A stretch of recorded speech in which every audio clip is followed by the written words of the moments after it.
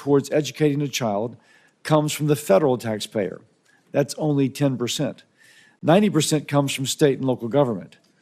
While the federal government accounts for a small minority of the funding, it is responsible for the vast majority of bureaucracy and red tape, preventing communities from improving educational success.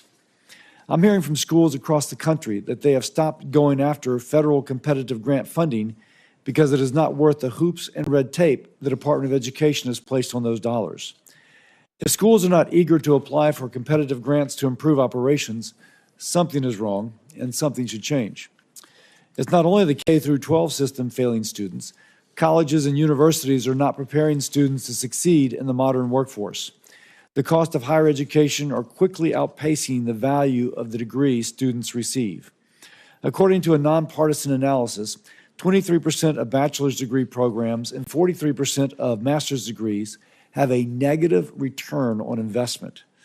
Too many students leave college woefully unprepared for the workforce after being saddled with overwhelming debt they cannot pay off. Under the last administration, the Department of Education's only answer was to transfer hundreds of billions of dollars, that's hundreds of billions, in student debt from those who willingly took it on to supposedly advance their life. They transferred it to Americans who either chose not to go to college or had already paid their way through school. To implement these schemes, the department dramatically increased the scope and authority of the student loan financing program, clearly outside of what Congress previously intended. Your experience overseeing SBA loans will be a great asset as the department looks to reform a very broken student loan program. We've also seen rampant anti-Semitism on college campuses, leading to attacks and harassment of Jewish students. I'm pleased to see the Trump administration has already launched investigations, and I look forward to working with you, presuming that you're confirmed. The status quo is not working. The educational system is failing our children. The Biden-Harris Department of Education stood in the way of student success. Transformative change of the educational establishment is needed. The department needs to get out of the way of states and local communities who are best positioned to actually address students' needs. We need to empower parents so that they have a voice in their child's education. This includes increasing access to school choice, perhaps also called parental choice, so families can give their child every opportunity to succeed in the classroom and beyond.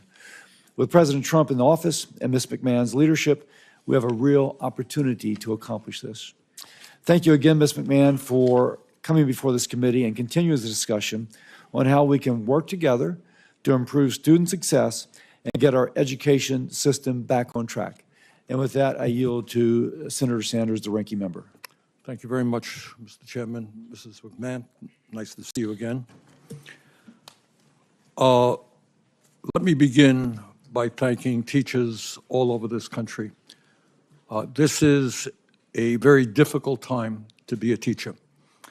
And talking to teachers in Vermont, and I think teachers all over the country, what they are telling me is they are spending a lot of their times not only teaching math and English, but dealing with the emotional needs of kids, because among other things, our kids are struggling in many, many ways. So it's a tough time to be a teacher, and I want to thank the teachers very much for the extraordinary work that they are doing, especially for some of the most vulnerable kids in our country.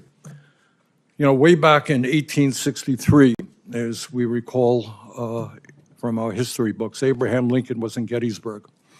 And he looked out on a field where soldiers by the thousands had just died in the struggle against slavery, and he talked about the need to maintain a government of the people, by the people, and for the people. That was that short but very powerful Gettysburg Address.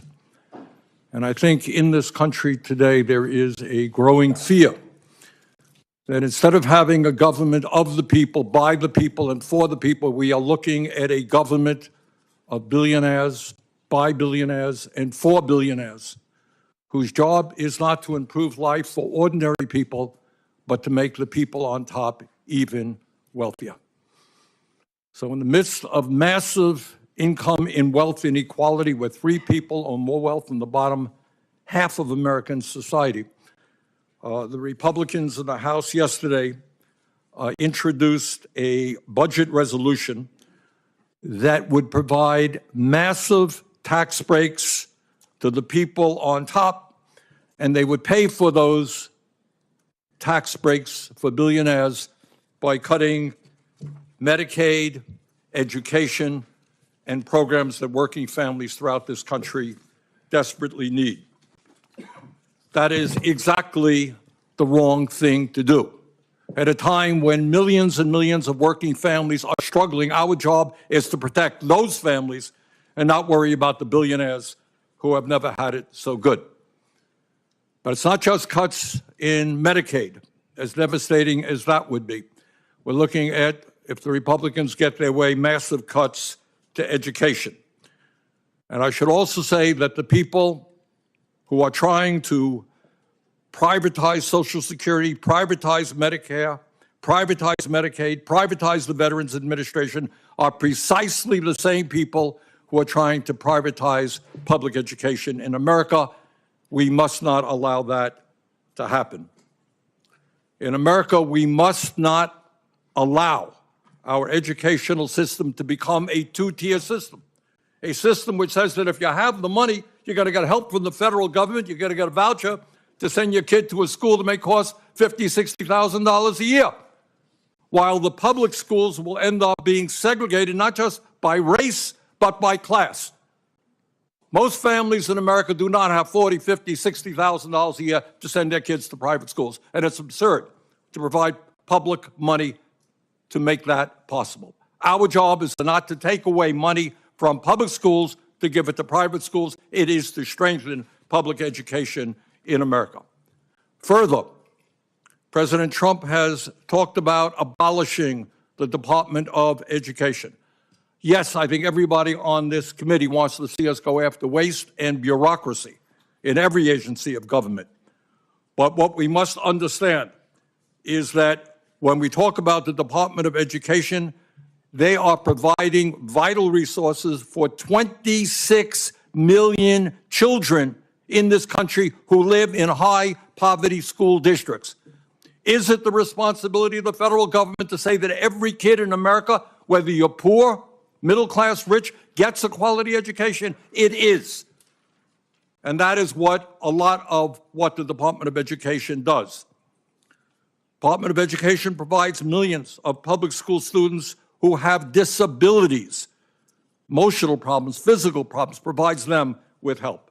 It provides Pell Grants and other important financial assistance that over 7 million low-income students need to get a higher education.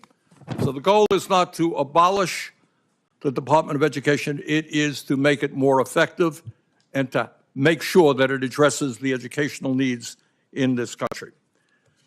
Mr. Chairman, in my view, we need a Secretary of Education who understands that in the wealthiest nation in the history of the world, we should have the best educational system on this planet, from child care to graduate school. We need a Secretary of Education who understands that we're going to attract the best and the brightest to the teaching profession. You know what? We have to pay teachers the kinds of salaries that they deserve, which is why I've introduced legislation that says no teacher in America should earn less than $60,000 a year. We need a Secretary of Education who understands that schools do not end at 2:30 or 3 o'clock. We need strong after-school programs. We need strong summer programs. We need a Secretary of Education who understands that we've got to invest in mental health. We need a Secretary of Education who understands that we have got to fully fund the Individuals with Disability Education Act. So there are a lot of questions I have for Mrs. McMahon. I very much appreciate her being here and look forward to the discussion we'll have. Thank you, Mr. Chairman. Thank you, Senator Sanders. And now to introduce Ms. McMahon, we'll start with Senator Scott. Thank you, Mr. Chairman. Thank you, Ranking Member. Thank you, committee members, for allowing me to have an opportunity to talk about my good friend, Linda McMahon. I will say that one of the things I love about the Ranking Member is his passion about the things he cares deeply about. He and I don't agree on the conclusions or the solutions, but I do believe that he is a thoughtful person who cares about the issues, and I hope that doesn't hurt your reelection bid. But let me say this. I'm not a billionaire. Never have been, likely never will be. But I am a kid who grew up in a single-parent household, mired in poverty, whose mother worked 2 jobs trying to keep the lights on. I went to 4 different elementary schools by the 4th grade. When I think about the issue of education, I think about how in the world do we ever get to a meritocracy if the vast majority of the kids today are going to segregated schools that are failing those kids.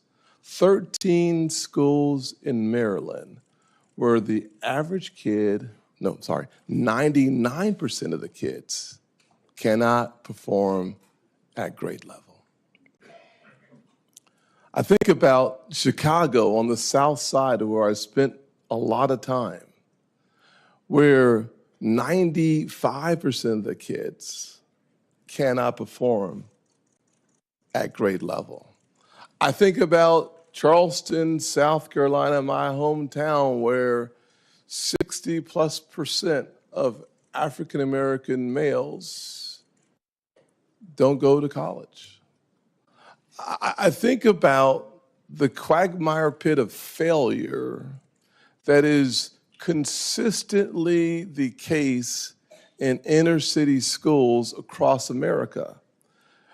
You talk about the resegregation of America's public schools, it's already happened. It's happening right now. Our public education spends $850 billion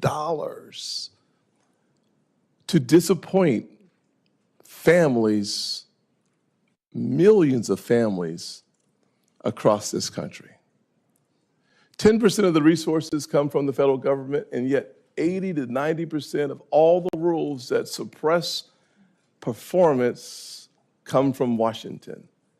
The average employee at the Department of Education, these numbers are a few years ago, and these unfortunately aren't part of my speech. Bernie changed my speech for me. Is about $106,000, where the average teacher makes $55,000. Those numbers are 4 or 5 years old. But here's my point. My point is a simple point. I'm a guy who understands the weight of a poor education system and the benefit of a good education system, because I've experienced both. I chose to introduce Linda not because I have an affinity for billionaires, though I might now, actually,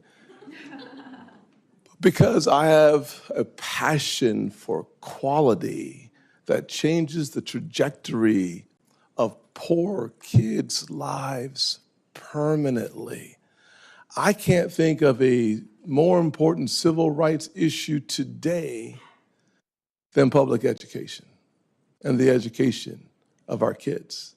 I can't think of a better person to take on that challenge than someone that I had confidence when she was the administrator of the SBA. I can't think of someone better to take on this challenge than someone that took a regional company, WWE, and made it into the global powerhouse that it is today than the co-founder, chief executive, Linda McMahon. I can't think of someone better to do the job than someone who served on our own state board of education, who was a trustee at Sacred Heart University, and who led the policy initiatives at the America First Policy Institute. That would be Linda McMahon. I can tell you that there are a lot of questions I'd like to answer, but I don't have time. But I can tell you this. For the poorest kids in our country, disillusioned about the American dream, the answers they are looking for rarely come from Washington. With all of our good intentions, the Department of Education has simply failed the poorest kids in the United States of America, the greatest nation on the planet. To turn that around, we need someone who's already succeeded in business and in government. And let me just close with this. The Department of Education doesn't educate kids. It's a federal agency. Local communities and local teachers educate kids. Our Department of Education is a federal behemoth that needs to focus on getting more money in the hands of more students so that they have a better chance. And yes, I do believe that competition makes your quality go up and your cost go down. Charter schools prove that, private schools prove that, and finally, Pell Grants. Pell Grants take public dollars to private schools. Unfortunately, poor black kids today, the vast majority, won't have a Pell Grant. Why? Because if you don't graduate from high school, if you don't have proficiency in reading, math, and science, the likelihood of you going to college is zero. Let's improve our K through 12 system so that more of America's poor rural kids and inner city kids both have the experience I have of realizing their version of the American dream.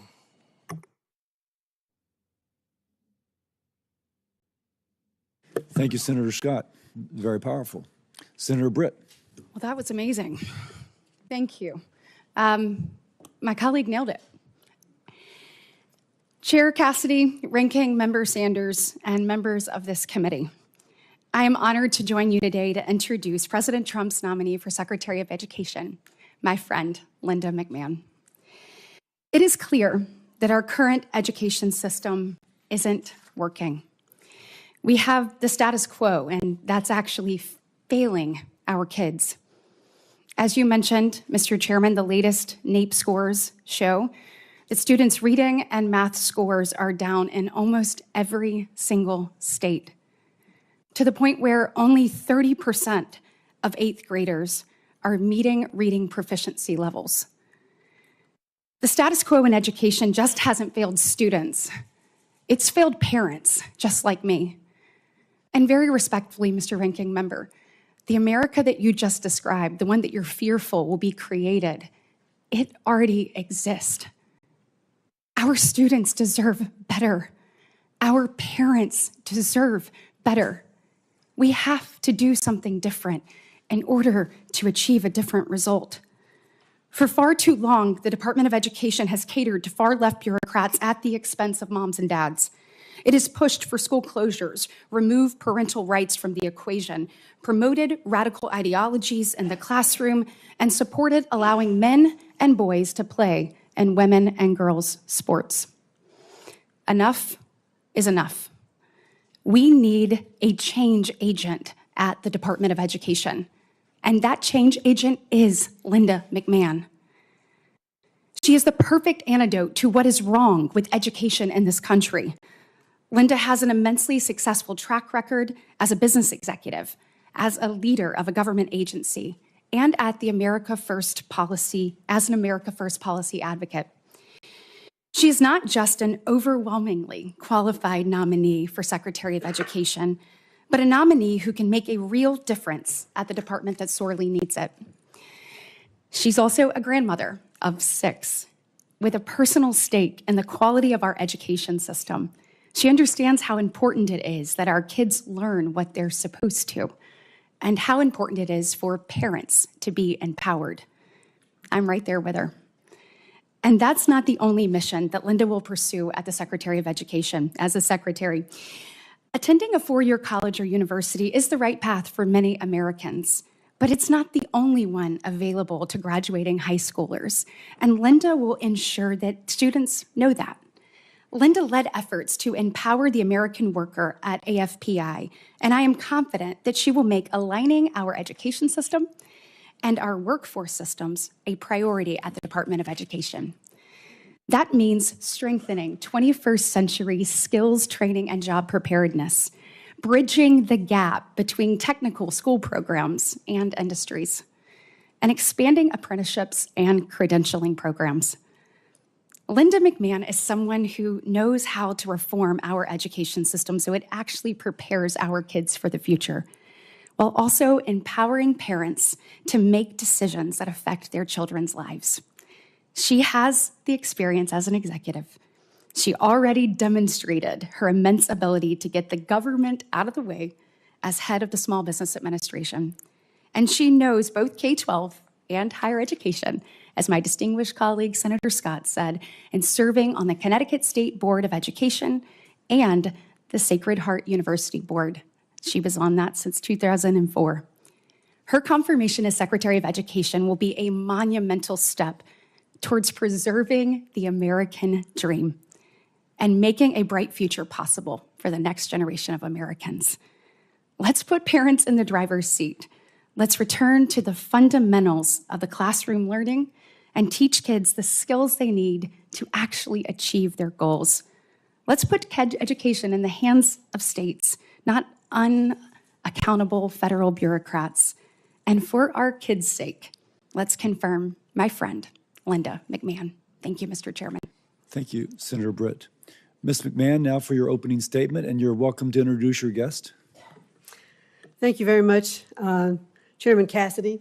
Yes, I'd like to introduce my daughter, Stephanie McMahon, Paul Levesque, her husband, and my son, Shane McMahon. I'm so happy to have them here, and many friends have come from far places, so I welcome having them here today and appreciate that they're here. So, thank you, Chairman Cassidy, Ranking Member Sanders, and distinguished members of the committee. I'm honored to have your consideration to serve as the Secretary of the Department of Education. And I'd like to thank both Senator Scott and Britt for their introductions. Members of the audience are reminded, disruptions will not be permitted while the committee conducts business. We ask you to respect that. I'm sorry. Certainly. And I'd like to thank both Senator Scott and Britt for their introductions and for the opportunity to welcome my friends and family. Thank you all so much for being here with me today. I would also like to thank President Trump for his confidence in me to lead a department whose mission and authority were a special focus of his campaign. He pledged to make American education the best in the world, return education to the states where it belongs, and free American students from the education bureaucracy through school choice. November proved that Americans overwhelmingly support the president's vision, and I am ready to enact it. Education is the issue that determines our national success and prepares American workers to win the future. I've been passionate about education since my earliest college days when I studied to earn a teaching certificate. This has continued through my business career as a Connecticut State Board of Education member, as a university trustee, and as the chair of the America First Policy Institute, which advocates for workforce development, parental choice, and accountability in higher education. I'm also a mother and a grandmother, and I join millions of American parents who want better schools for our kids and grandkids. The legacy of our nation's leadership in education is one that every person in this room embraces with pride. Unfortunately, many Americans today are experiencing a system in decline. The latest scores from the nation's report card show achievement in K-12 math and reading at their lowest level in years. More than 2/3 of public colleges are beset by violent crime on campuses every year. And most tragically, student suicide rates have dramatically increased over the last 2 decades. We can do better. We can do better for the elementary and junior high school student by teaching basic reading and mathematics, for the college freshman facing censorship or anti-Semitism on campus, and for parents and grandparents who worry that their children and grandchildren are no longer taught American values and true history. In many cases, our wounds are caused by the excessive consolidation of power in our federal education establishment. So what's the remedy? Fund education freedom, not government-run systems. Listen to parents, not politicians. Build up careers, not college debt. Empower states, not special interests. Invest in teachers, not Washington bureaucrats. If confirmed as Secretary, I will work with Congress to reorient the department toward helping educators, not controlling them.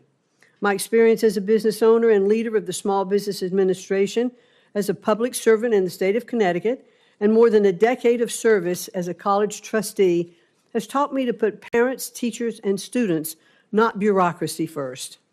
Outstanding teachers are tired of political ideology in their curriculum and red tape on their desks. and that's why school choice is a growing movement across the nation.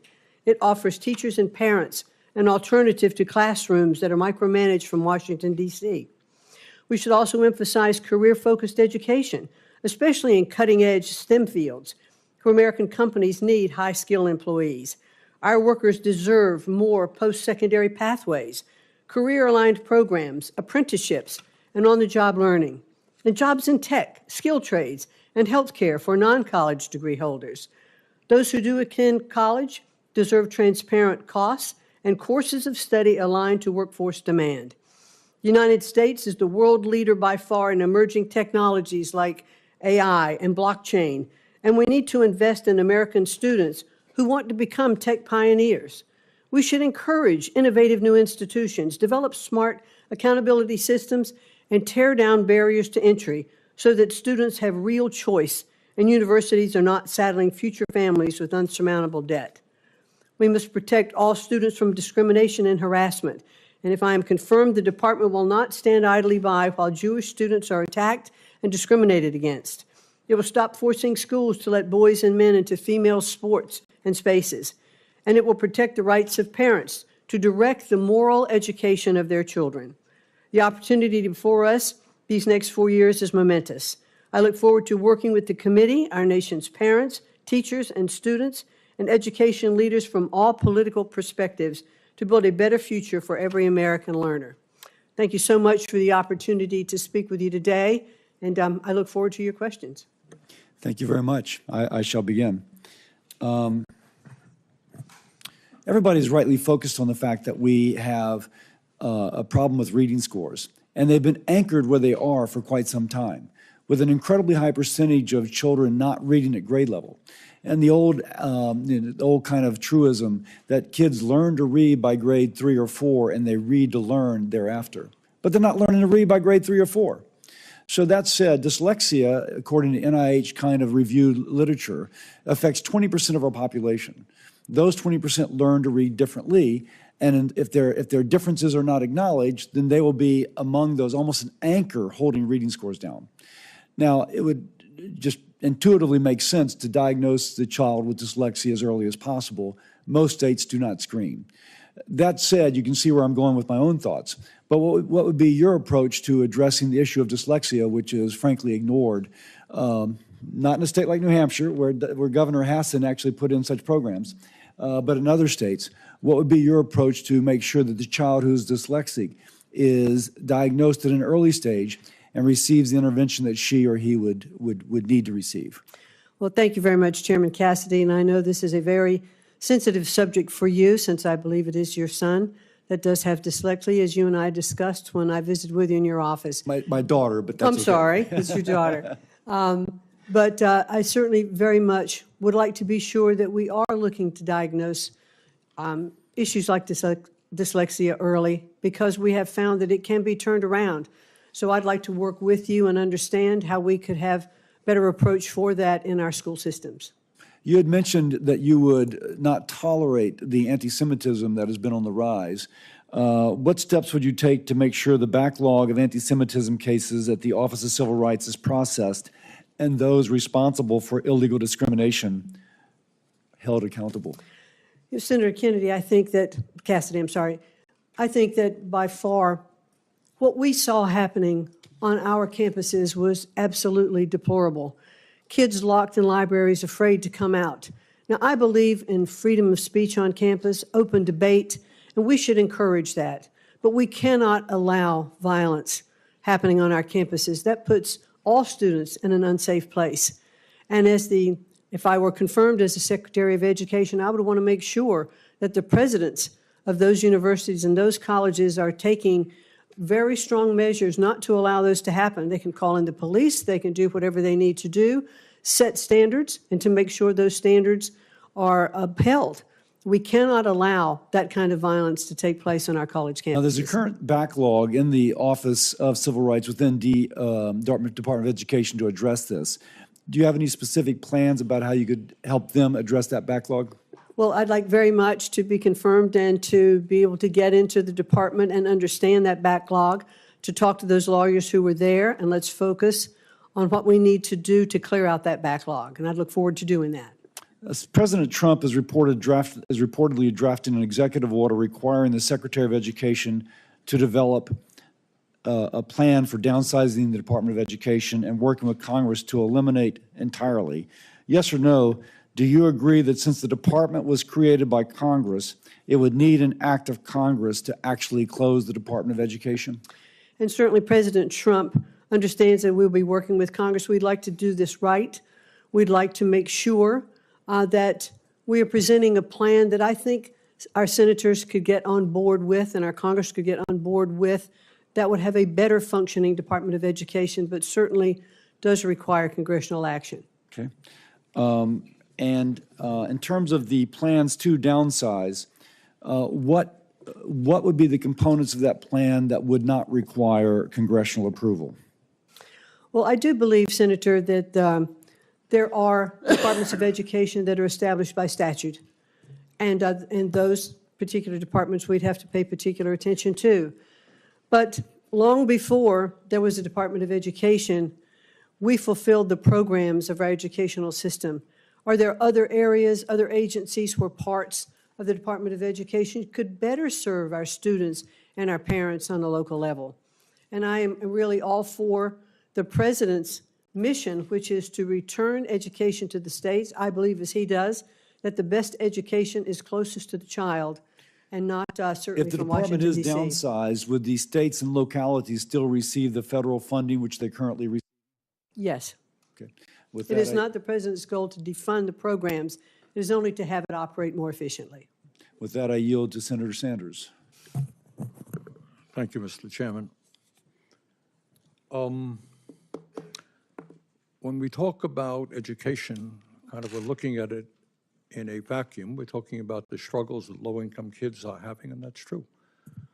But Mrs. McMahon, you are also aware that in America we have more income and wealth inequality than we've ever had before.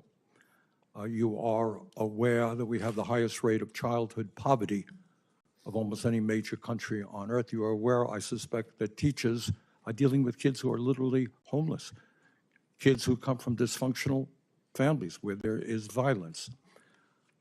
Does it concern you in America that we are living in a society where the people on top are doing phenomenally well, while 60% of Americans are living paycheck to paycheck? And how do you think that impacts our educational system? Thank you very much, Senator, for that question.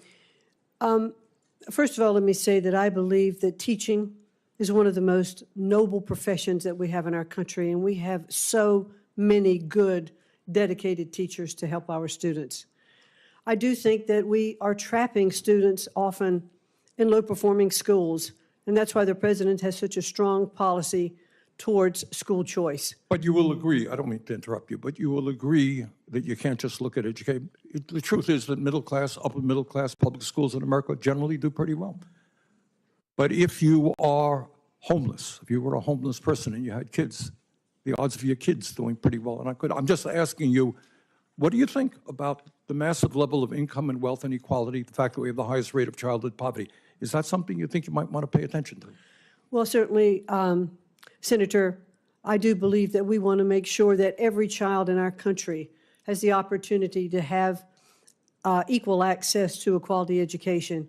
And the Department of Education really is not setting economic policy in the country. Well, we should focus on educating our children, and we should focus on it at the local level. let me ask you this. You mentioned correctly that we have many great teachers in America, right? Yes. If you as a businesswoman wanted to attract the best and the brightest, would you be starting them off after they leave school, maybe $50,000, $60,000 in debt with salaries of $35,000 or $40,000? Or would you say, we respect, you talked about teaching being the noblest profession. I agree with you. Would you agree with me, support my legislation that says no teacher in America should earn at least $60,000 a year? Well, certainly the pay to teachers is up to the states where those teachers reside. I do believe we should pay our teachers fairly. They spend so much time with our students, and they should be well compensated for their job. Paying them fairly, nobody in the world will disagree with you. I mean, the question is, If teaching is a noble profession, if teaching is an important profession, you know, should we be paying them salaries commensurate with the value of the work that they are doing? So I'm asking you a simple question. Would you recommend to states, as the leader of education in America, that teachers at least make $60,000 a year? I would certainly recommend to states that teachers be paid what is commensurate with the kinds of jobs that are part of their states. Not all states have the same living costs, not all states have the same ability to pay teachers, but to attract really good teachers and to keep them, we should definitely pay them commensurate with the job performance that they are undertaking. Millions of young people, low-income people, are finding it very difficult to afford to go to college, and they're leaving school $50,000, $100,000, $200,000 in debt.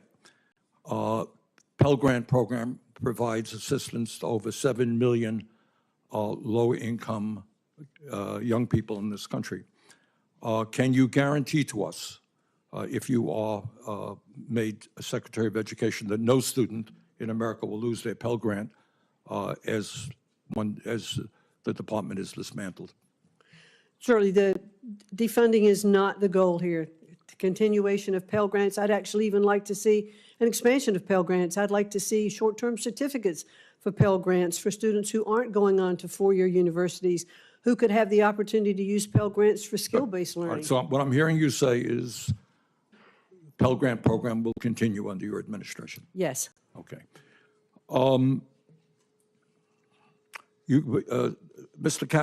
Senator Cassidy asked you an important question, and that is, do you agree, and let me just once again get your feelings on this, that if there is a movement to abolish the department, it has to go through the United States Congress? Yes, it is set up by the United States Congress, and we work with Congress. It clearly cannot be shut down without it. Good. Thank you. Senator Collins. Thank you. Welcome. First of all, let me say I was very pleased to hear your strong commitment to enforcing the Office of Civil Rights jurisdiction over the many incidences, horrible incidences of anti-Semitism that we've seen on our college campuses. Among the important programs that are administered by the Department of Education are Title I, IDEA, and the TRIO programs, all of which have been high priorities for me. I want to briefly discuss those programs. Title I helps public schools that are serving low-income students. It helps level the playing field in terms of resources compared to more affluent communities. In Maine, 63% of our public schools receive Title I funds. Very important to our state.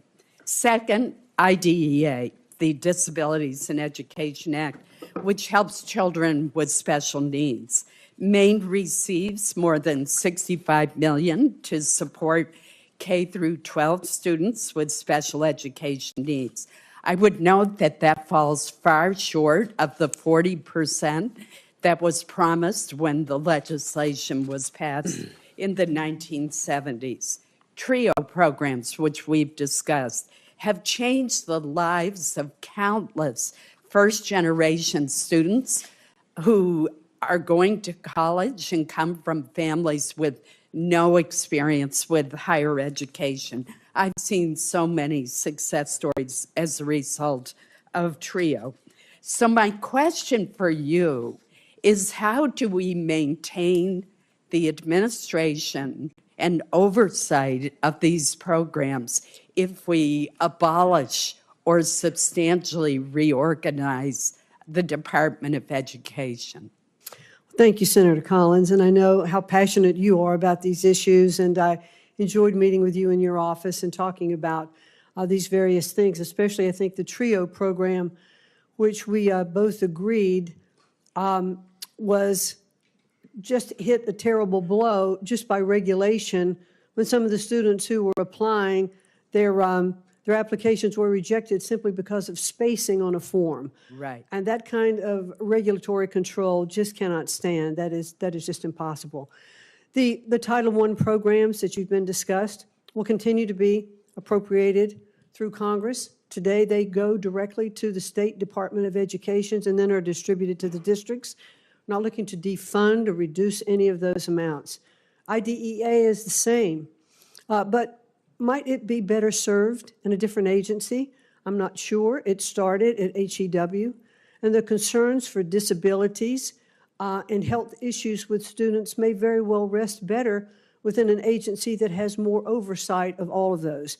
So I think if I am confirmed to be able to get in and assess programs, how they can have the best oversight possible, how we can really take the bureaucracy out of education and focus on teaching our children to read and to do math and to appreciate our history is certainly my goal and would be my goal as the Secretary of Education. Thank you. On Monday, the administration announced that the Department of Education was going to terminate 89 contracts from the Institute of Education Sciences. They were worth $881 million, as well as terminating 29 training grants. This week, my office heard from a former teacher from Oakland, Maine, who has developed a high-impact tutoring model, and it's currently being used in 12 schools in Maine alone, and she has one of the grant applications pending to more thoroughly evaluate the impact of this model on the students' outcomes. She's worried that it's now going to be in jeopardy due to these sudden cuts. Considering the poor reading and math scores reported by NAEP, and that unfortunately includes poor scores in my home state, shouldn't the Department of Education continue to collect data and evaluate outcomes rather than halt these activities so that you can help states know what works? Well, thank you, Senator, and it is my goal, if I am confirmed, to get in and assess these kinds of programs, because I'm not sure yet what the impact of all of those programs are. I know that there are many worthwhile programs that we should keep, but I'm not yet apprised of them. I want to study them. I'd like to get back and talk to you more and to work with you. I look forward to working with this committee and all of Congress to make sure we can deliver for our education. Thank you. I appreciate your responses. Thank you. Thank you. The committee will come to order. Senator Murray. Thank you, Ms. McMahon. Elon Musk's DOJ staffers have reportedly set up camp at the Department of Education. They've already been given access to highly sensitive student data and have already started holding back money that Congress decided on a bipartisan basis was needed to help our schools and students. We're also hearing, as you know, about an executive order coming any day that will seek to dismantle the Department of Education. These are bipartisan laws. You indicated that you understood that Congress has passed these laws. But a lot of turmoil is happening. You heard it from my colleague just asking that question now. So I want to ask you, if confirmed, do you commit to getting every dollar we have invested in our students and schools out to them? Well, the appropriated dollars and those monies that are passed by Congress, yes. I have no issue, however, with the fact, and I believe the American people spoke loudly in the election last November to say that they want to look at waste, fraud, and abuse in our government. So DOJ, there are a couple of implants at the Department of Education, as there are with agencies throughout the district, and they're doing an audit. Right, You know, I and understand an audit, but when Congress appropriates money, it is the administration's responsibility to put that out as directed by Congress, who has the power of the purse. So what will you do if the president or Elon Musk tells you not to spend money Congress has appropriated to you? We will certainly expend those dollars that Congress has passed, but I do think it is worthwhile to take a look at the programs before money goes out the door. It's much easier. It is much I easier understand that, but to the stop the money as it's going out the by door law than is it is to claw it back. Process by law is that you look at that, you make recommendations to Congress, and we implement those laws. So, I mean, the question really is, who decides how much federal funding public schools get in Seattle, where it's already been allocated? The school district or Elon Musk or Congress? And I think Congress has been pretty clear that the purse lies here. We pass our appropriations bills. We expect those programs to come. If you have input, if you have programs you have looked at that you believe are not effective, then it is your job to come to us, explain why, and get the support for that. Let me move on. Ms. Mann, I believe that our nation's students, families, and taxpayers do want true accountability. They do want improvement in our schools. Back in 2015, Congress came together in a bipartisan way to replace the No Child Left Behind Act with the new law, Every Student Succeeds Act. That was a bill I was very proud to negotiate with my Republican counterpart on this committee, passed it into law. It gives states more flexibility in using their federal education funds. It eliminated those one-size-fits-all mandates that everyone hated, and it established some really strong federal guardrails to hold states and schools accountable. I believe that the Department of Education must do more to implement that law. Right now, less than 42% of our schools identified for comprehensive support and improvement, or CSI as we call it, had a plan that met all the requirements of that law. And 1 in 5 schools' plans included practices we know are ineffective. National assessment results, as you well know, released a few weeks ago, show that our lowest performing students continue to fall furthest behind. So I want to ask you, what specific actions will you take to implement the ESSA law? I'm not looking for an exhaustive list, but can you name a couple of the requirements that are in that law that you will make sure are implemented? Well, Senator, thank you, and I would look forward to working with you in the committee, understanding more about the ESSA laws. Do you know what the requirements are? Do you know about the requirements for targeted support improvement schools or the annual report card requirement? Can you name any of the requirements Yes, that are in that? I have read through ESSA, and I do know, it's very interesting. It's how I really got into education in the first place, was when No Child Left Behind was in place. But there are no requirements that you can tell me right now that you will make sure, as Secretary of Education, you will implement? No, I want to study it further and get back to you with that, and I'll be happy to do that.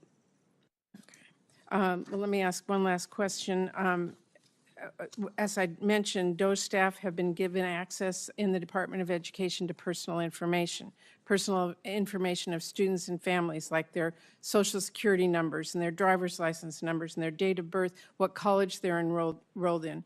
I know that the access has been temporarily paused due to litigation, but there is a real potential for that kind of information to be abused or for students' privacy to be placed in jeopardy if the courts end up ruling against the students. And we know that DOJ could use that highly personal information to then target students and target their families, or cut off access to Pell Grants for students at college that someone perceives opposes maybe President Trump policy. So I want to ask you, do you believe that DOJ employees should have access to private student data? It is my understanding that DOJ employees have been onboarded as employees of the Department of Education, and therefore they operate under the restraints of utilizing access of information, and they are constrained by That is not that. our understanding, and I have to tell you, That's my it's understanding. deeply concerning that we have DOJ staffers, we don't know who they are, they're not held accountable, getting access to students' private information. I think that should frighten everyone. Well, again, I'm not there Thank you, Madam yet, Chair. so I'm not there yet, but it is my understanding that they are onboarded I fully hope if employees. you do get there that you make sure that students' private information is not given to someone who's no idea what they have, or we have no idea how they're using it. Thank you. Senator Houston. Thank you. Ms. McMahon, thank you, or congratulations on your nomination. Thank you. Look forward to your confirmation, hopefully, and working with you on what is arguably one of the most important issues to the future of our country and to our children. I would just simply ask you if you believe that education is foundational to the opportunity to live your version of the American dream for children. You agree with that? I certainly do agree with that, and thank you very much, Senator, for that question. Education, I think, is at the very center of our culture. It is the ticket out of poverty for so many students. It is how our children's minds are absolutely cultivated so that they can learn. And I remember listening to Senator Cassidy when he said that every child up until the third grade learns to read, and then after the third grade reads to learn. And if children cannot read at a proficiency level, they cannot continue to learn. They can't then be proficient in school. They can't go forward to higher education. They can't even start a business or do anything. So education, I do believe, is at the very center of what we need to do and to ensure that we have the best education for our students and that they all have equal access to a quality education. Thank you. The issue of inequality has come up in this hearing, and I can tell you when I started in my elected career, I was a Green state legislator in the state of Ohio who had this strange notion that if children were trapped in chronically failing schools, that they should have the opportunity to go somewhere else. And that I thought, who could be against that? And I quickly found out, well, there were a lot of people who were against that, powerful people, powerful institutions. And I just believe that we as Americans, we believe that freedom and choice is good. It's part of our DNA. It's good for markets and business, and monopolies don't work, whether that's big business or big government. And that has been reinforced to me over the course of basically my lifetime that I've worked on this issue. Foundationally or fundamentally, billionaires have choice. Their children have choice. It's children that grow up in poverty that don't have choice. And that is an important element of fixing inequality, because if we say that an education is foundational to living your version of the American dream, yet you don't have the choice to go to a school that serves your needs, we basically have institutionalized a barrier against that opportunity and to have that equality of opportunity. Just share with me how you hope to fix that. Well, certainly the president, one of his cornerstones relative to education is school choice. He certainly does believe in universal school choice, and we have seen, I think that there are now, I believe the number's 33 states, I might be corrected on that, states that do have school choice. And what we have found that public schools come up, they're competitive. A lot of the concerns relative to school choice, I think the statistics, belie. We have students that are not leaving public schools in hordes and going to other schools, but they have the opportunity. Parents look at their children and say, I want that for my child. My school is failing my child. So if I have the opportunity to have an educational savings account or a voucher program or a scholarship program to get my child maybe to that charter school or to that other public school that is doing better than the one that my child is here because this is where I live, but I know that if I could get my child to that next school, they would be better off. Every parent wants that opportunity for their child. Thank you. And just quickly, I made some calls to superintendents in my state in Ohio before I came today, and I said, would you prefer to have the money sent directly to you rather than through the federal Department of Education? And do you think you could do a better job if we released you from the rules and regulations and you just said, and they said, yes, tell us what you want us to achieve, we'll achieve it, we'll do it. And I just wanted to share that with you, and that I also want to give you a chance to answer this, that you're not, and President Trump is not talking about cutting any funding for children. You're not talking about cutting funding for disabled children. You're just talking about changing the way that the money gets to these students in schools, and that you're committed to that. Is that correct? That is correct, Senator. Thank you very much. Great. Thank you. It is now Senator Baldwin. Thank you, Mr. Chairman. And before I start my questions, just wanted to put some studies in the record. Recent research studies of private school vouchers in Louisiana, Indiana, Ohio, and Washington, D.C. showed that students who used these vouchers performed worse academically than their public school peers. I ask unanimous consent to enter into the record those 4 studies that show private school vouchers have a negative impact on student achievement. Without objection. Thank you, Mr. Chairman. Mrs. McMahon, I appreciated the opportunity to meet with you last month, and I believe in giving all the president's nominees a fair shake. That's what the people of Wisconsin expect from me, and I look forward to hearing more about your approach to running the Department of Education if confirmed. Mrs. McMahon, since 1972, Title IX has been a critical tool in ensuring that all students are protected from sex-based discrimination in federally funded education programs. We briefly discussed Title IX in our meeting, but I'd like to ask you a series of yes or no questions to get into a little bit more detail here.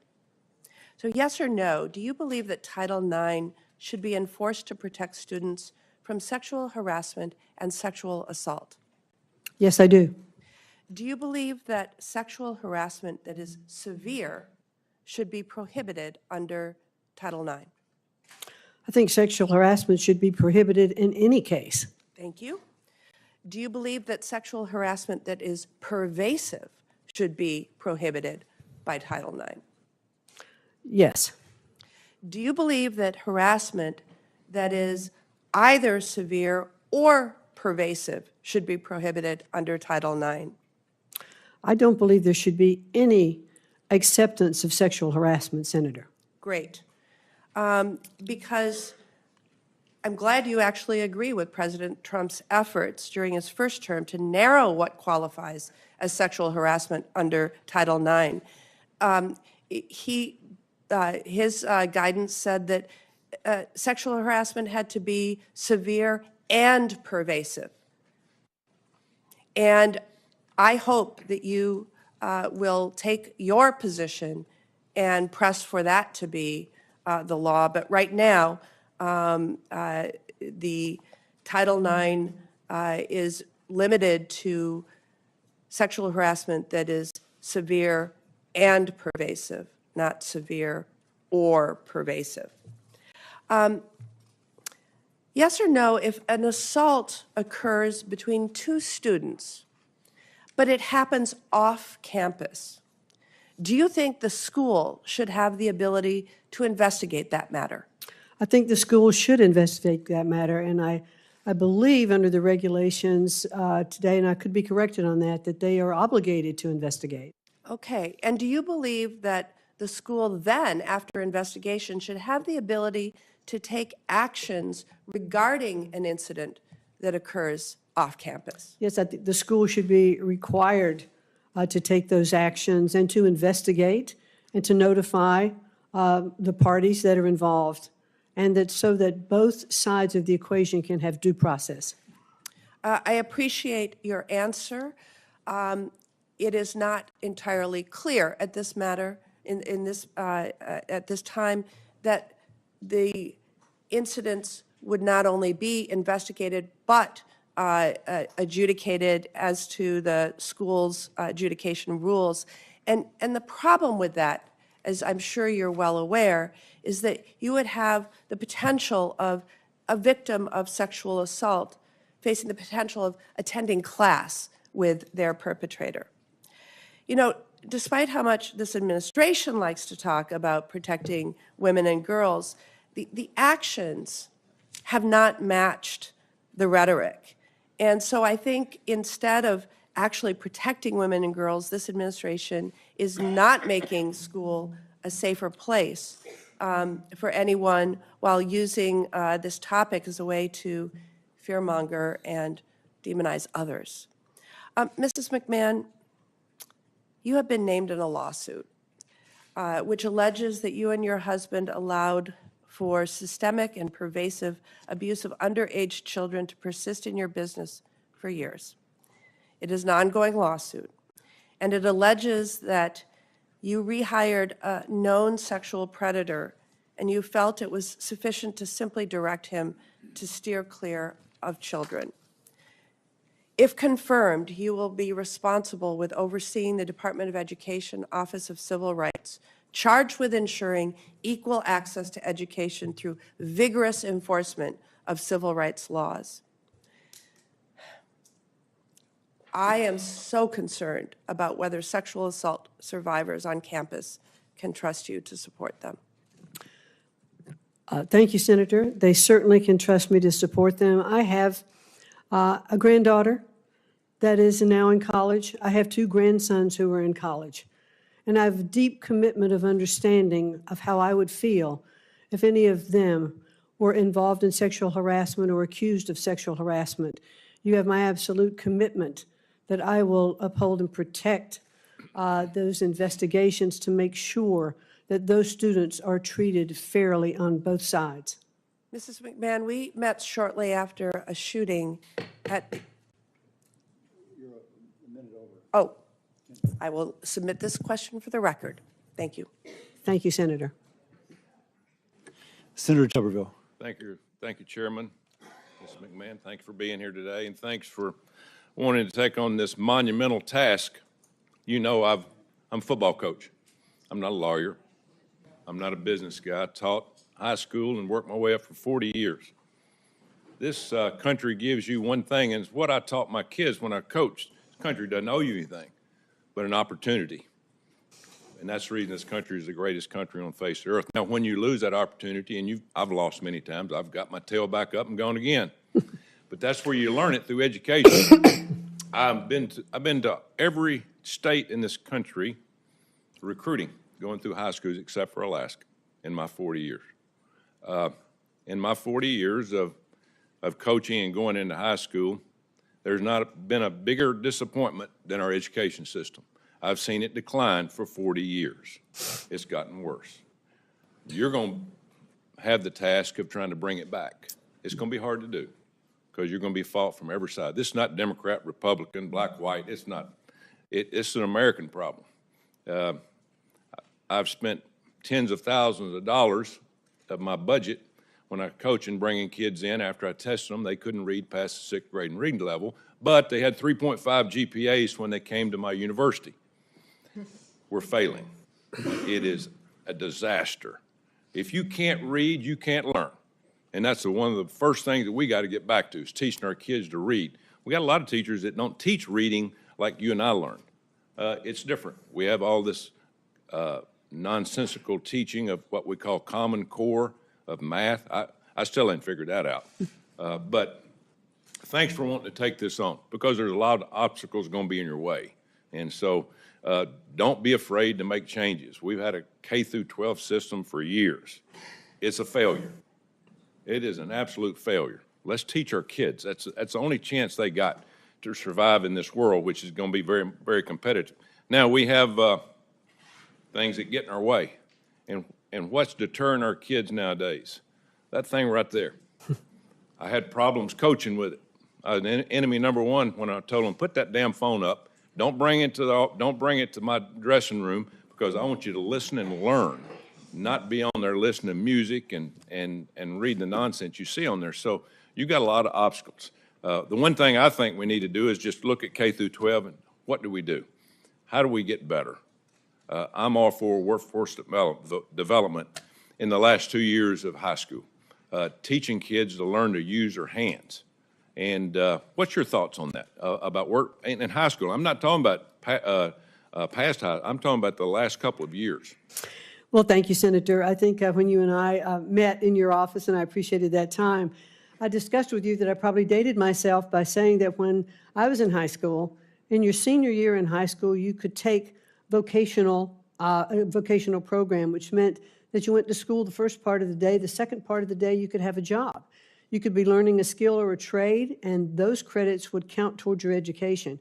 I think we need to get back to more of that. We are not teaching skill-based learning in our schools anymore.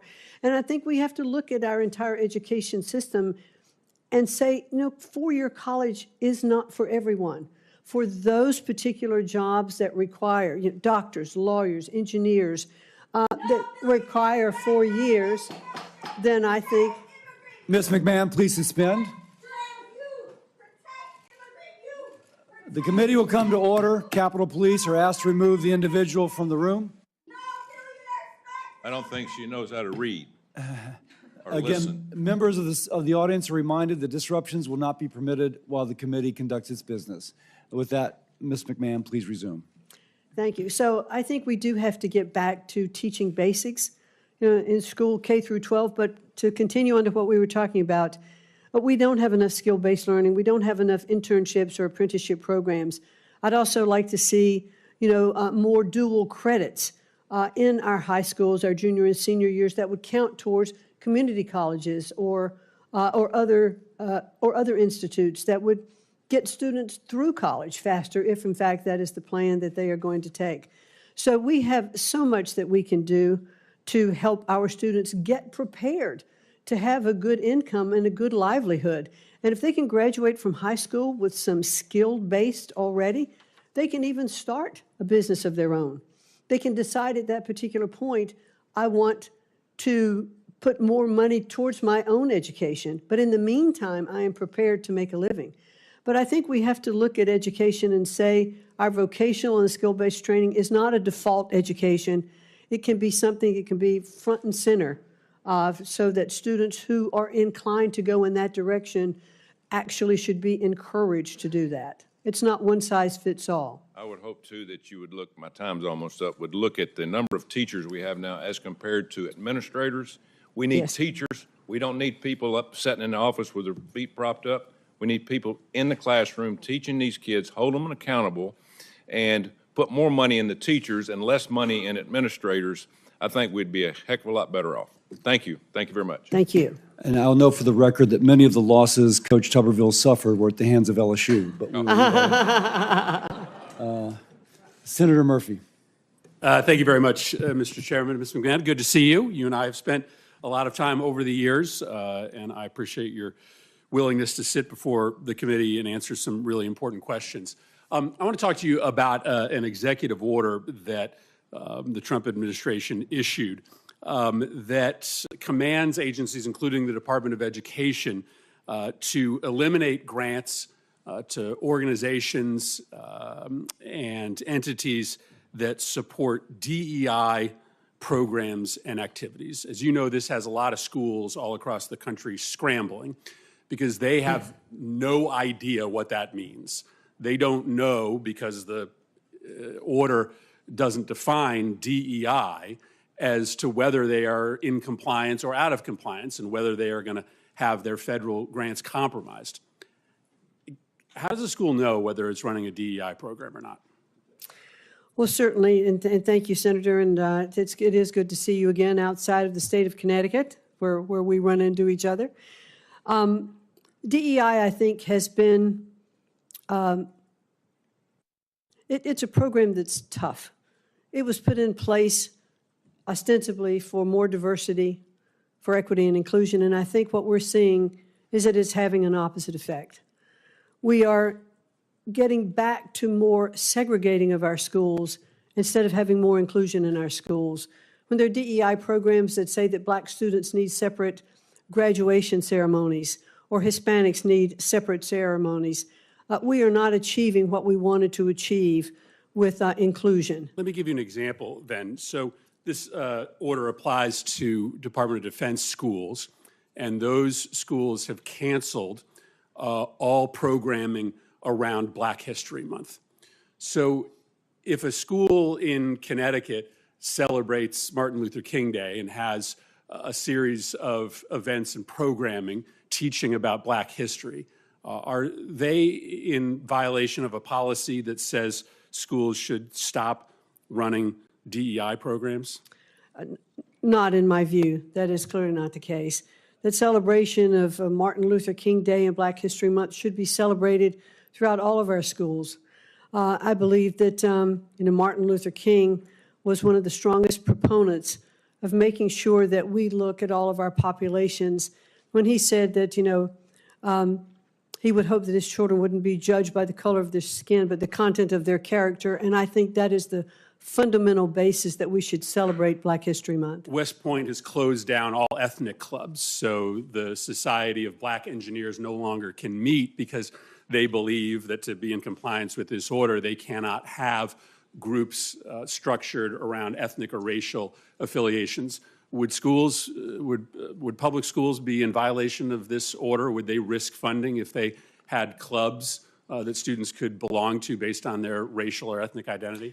Well, I certainly today don't want to address, hypothetical situations. I would like, once I'm confirmed, to get in and assess these programs, look at what has been covered. Is that a pretty easy one? I mean, you're saying that it's a possibility that if a school has a club for Vietnamese American students or Black students where they meet after school, that they could be potentially in jeopardy of receiving federal funding? Again, I would like to fully what the order is and what those clubs are doing. That's pretty chilling. I think schools all around the country are going to hear that. What about educational programming centered around specific ethnic and racial experiences? My son is in a public school. He takes a class called African American History. If you're running an African American history class, could you perhaps be in violation of this court order, of this executive order? I'm not quite certain, and I'd like to look into it further and get back to you on that. So there's a possibility, you're saying, that public schools that run African American history classes, right? This is a class that has been taught in public schools for decades, could lose federal funding if they continue to teach African American history. No, that's not what I'm saying. I'm saying that I would like to take a look at these programs and fully understand the breadth of the executive order and get back to you on that. I think you're going to have a lot of educators and a lot of principals and administrators scrambling right now. Thank you, Mr. Chairman. My time's expired. Senator Murkowski. Thank you, Mr. Chairman. Welcome, Ms. McMahon. Thank Good you. to have a conversation with you. You have had the privilege, I know, to come to Alaska during your tenure at the SBA. You came north, so I know that you have had an opportunity to understand some of the challenges that we face with basically our geography. And I wanted to talk a little bit this morning about our public schools. There's a lot of discussion, and I listened carefully to your comments to Senator Husted about school choice. We would all love to have the benefits of greater school choice.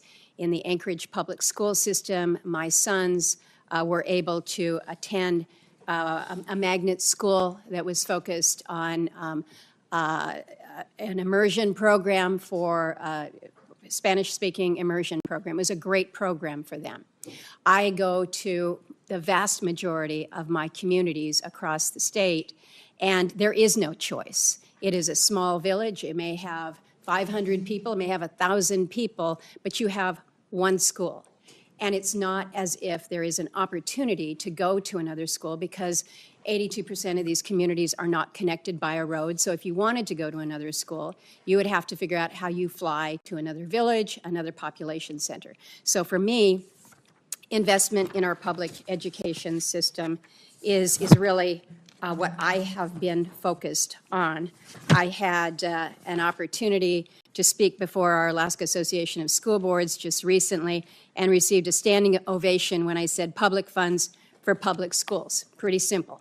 And so I want to ask you whether you believe it is your primary role and responsibility as Secretary to support and strengthen our nation's public schools. I absolutely do believe that our public schools are the bedrock of our education. You know, they go back to the very founding of our country. I think in the first Constitution, there were actually sectors of each state that were set aside for the specific goal of public education. And so education is certainly understood to be so vital and so important to what we're doing. I understand the schools in Alaska. I think when I was in your office, we were talking about the school that I visited in Kwethluk, which is a very, very small island. And this school was being funded by SBA. This was when I was at SBA. And because we were looking at the fact that there was no real community center and no glue holding the community together, and that children, and especially in K through 12, often dropped out of school because they didn't see the need or the necessity to continue with education, and they would often wind up, on the streets or not having jobs. I've not checked back with that school to see how it was going, but I saw the commitment of that community to invest and to make sure that the best education, and this was a state-of-the-art school built on this island. And when I pulled up in the boat in that village, there were mothers in a smoking hut that were cutting salmon to get ready for the winter. And on the other side, there was this incredibly modern school that was being built. And I think we have to invest our public education, if we can use public funds to help with tutoring in those issues and those instances where you don't have a choice to go to another school. And you quite possibly saw one of the very few examples of good infrastructure. And as we know, it's not just giving a good building, it is making sure that you have teachers that are able to stay in a village that lacks a lot of resources, a lot of support. I want to pivot from that, but I do want to underscore the emphasis on education equity across America, including in the most rural of areas. Because I listen to a lot of the comments around here, and it works if you're in a city. Mm-hmm. But it doesn't work in my communities, and I have an obligation to them. I want to ask you about local control here real quickly. This has been something that as Republicans we've been talking about. It's local control, local control, local control.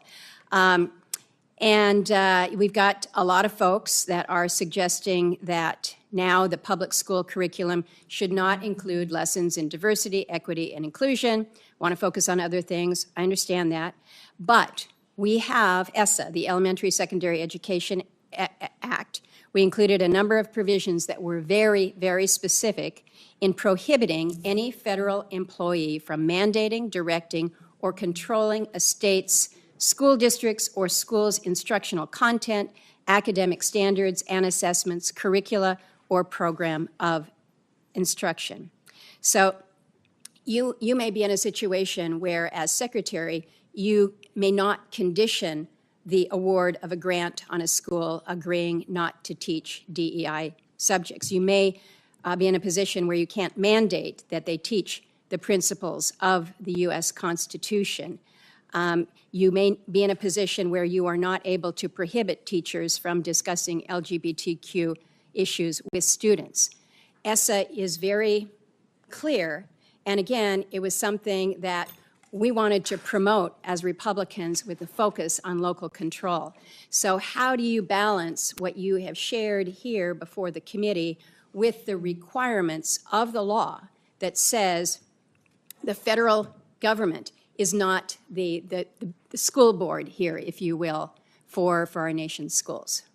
Thank you, Senator. And I believe, I don't remember which of the senators this morning, well, actually, I think it was Senator Scott, who said the Department of Education does not actually educate any child. It is to be handled at the local level. And I understand under ESSA there were lots of regulations put in place to return, and the goal was to return education to the states, which is clearly the president's role. But Senator, I must say, we have failed in our mission. We are not delivering the kind of education that we need to deliver to our children. I believe, as does the president, the best education is closest to the child, that parents and the school officials who understand the needs of those children in those communities can best direct the education in those states, and states will be competitive. Governors have put in programs, for school choice, et cetera, and looking, and what kind of results, are we seeing? I was heartened by the state of Louisiana in the recent NAEP scores that came out, that they had brought up their reading and their math scores by a considerable percentage because they went back to basics. They were teaching children to read and write and do arithmetic. And I think I heard Superintendent of the Louisiana school say that he used everything from flashcards to AI to make sure that the students were getting the basics in education. And that's what we have to get back to. It sounds like you're suggesting we need to Senator Mc- amend or change ESSA. is Senator what I'm Murkowski, taking. I was Go asleep ahead. at the wheel. Go You're ahead. like way over. Senator Kane. I would never describe you as asleep at the wheel, Mr. Chairman. But thank you, Ms. McMahon. I enjoyed the visit we had in our office, especially our discussion about career and technical education. That's a Yes. huge passion of mine. When I asked you about public service loan forgiveness, the federal public service loan forgiveness program was put in place during the Bush administration, bipartisan Congress. It's been part of law since 2007. What is your position on public service loan forgiveness program? Well, certainly, and thank you very much, and it was good to visit with you in your office, Senator. Clearly, there are programs that have already been passed by Congress that do, in fact, grant loan forgiveness for public service. Our first responders, military, et cetera. And we certainly should honor those programs. And if we want stronger or more programs for loan forgiveness, then I think Congress should pass those programs, and then we would implement it. So your commitment is, should you be confirmed, you will fully implement existing public service loan forgiveness programs that have been passed by Congress? Those that have been passed by Congress, yes, that's the law. That's very important because during the first Trump administration, Secretary DeVos and the Department of Education slow-walked approvals of public service loan forgiveness. 7,000 people over the course of 4 years were granted forgiveness under the programs. It was about a 3% acceptance rate of fully qualified applicants for public service loan forgiveness. During the Biden administration, more than 1 million applicants were approved for forgiveness, as was appropriate given the congressional directive, and more than 33,000 Virginia public servants were given public service loan forgiveness. If the Doge brothers or somebody else tells you we don't like these programs and we don't want you to implement them, I can count on you to stand up and fully implement them to benefit those who are entitled to the benefit by the congressional statute. Yes, because that's the law. Thank you for that. If there's no Department of Education, who will enforce the Individuals with Disabilities in Education Act? Well, I think that is something that I would very much like to understand more and look into. I mean, when IDEA was originally set up, it was under HEW, the Department of Health, Education, and Welfare. After the Department of Education was established in 1980, it shifted over there. I'm not sure that it's not better served in HHS, but I don't know. I haven't yet been able to be in, and if I'm confirmed, it is of high priority to make sure that the students who are receiving disability loans, disability funding, that is not impacted. It is incredibly important that those programs continue to be funded. My Virginia parents who have children with disabilities are highly, highly worried right now about the elimination of the Department of Education. Because the IDEA is about funding, and I know you've talked about that already, but it's also about enforcement. You would agree with me that there has to be vigorous enforcement of the requirements of IDEA. Well, I certainly agree that we want to make sure that that funding gets to those students, I'm and not it's not asking about defunding. funding. I'm asking about enforcement Well, of the yes, provisions. the programs have to have accountability. All the programs do. What role do you think the federal government should play in addressing the national teacher shortage? Well, boy, that is a really critical issue, that we're not attracting and keeping our teachers. One thing I think we need to make sure of, and I'm not sure it's a federal government policy, because that really should be at the state level. How are we educating and teaching and training our teachers? How are we making sure that they have the supplies that they need in their classrooms? We need to make sure that the funding is proper in the states so that they can support teachers. Let me say a word about funding. Just in the first couple of weeks of the Trump administration, here's what they have done with respect to the teacher shortage. They've canceled grants going to jurisdictions, including jurisdictions in Virginia, on teacher training programs that have been designed to reduce teacher shortages. There's also a national priority that I'm sure you're familiar with, national board certification for teachers. It's kind of giving teachers the ability to sort of up their professional credentials, and often local governments and occasionally the federal government will give an incentive, a financial incentive for upping your credentials. The Trump administration canceled the grant that goes to the organization that administers national teacher certification. I get it that the primary responsibility for dealing with teacher shortages is at the state and local level. But the federal government has played an important role in this, and there are important ongoing initiatives to help states deal with it that this administration is canceling, suggesting that they don't really prioritize having highly qualified teachers standing up in front of every classroom. My time has expired. Thank you, Mr. Chair. Thank you. Senator Hawley. Thank you, Mr. Chairman. Mr. McMahon, thank you for being here. Nice to see you again. Let me just say this. The last 4 years have been, in many ways, absolutely hellacious for students on our college campuses. You had the last administration which issued federal rules, binding regulations that required our college campuses to put biological men into women's locker rooms. You've had multiple universities claiming the mandate, claiming the cover of the Biden administration, forcing women to accept biological men in women's sports. And so you've seen young woman after young woman denied basic safety in their changing facilities, for heaven's sake, basic safety in their dorm rooms, not able to play college sports. Now, I'm delighted that a federal court finally struck down this Biden administration rule back in January, just over a month ago. And President Trump issued a clear, strong, unequivocal executive order saying that Title IX will be enforced according to its terms, which is Title IX protects women's sports, it protects women on college campuses, no more men in women's locker rooms. This is a huge victory for common sense and the rule of law. My question to you is this. A number of universities, including some very prominent ones that love to call themselves elite, have said they're not going to follow that executive order. They're going to keep having men in women's locker rooms. They're going to try to get men in women's sports. What can be done to ensure that these colleges comply with the law and that women are safe on campus and that women are able to play sports without men interfering? Well, certainly, I agree with you that I was very happy to see that those restrictions on Title IX vacated, so that we are really back to what Title IX was originally established to do, and that was to protect sexual discrimination. And women should feel safe in their locker rooms. They should feel safe in their spaces. They shouldn't have to be exposed to men undressing in front of them. I think I heard one person the other day say, well, the guys just should hold the shower curtain in front of them so that they aren't exposing themselves. I mean, really, that's just not what we should be doing. We want to make sure that Title IX, which is the law, is enforced. And we need to uphold that.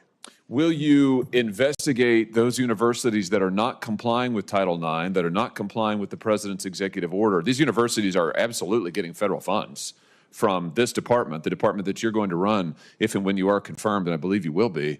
Will you investigate those universities and give them an ultimatum? Either they need to comply with the law, they need to follow the law of Title IX, they need to follow the rules issued by this administration, your department, or no federal funding. I mean, will you make sure that the law is enforced? Yes, we will make sure the law is enforced. Very good.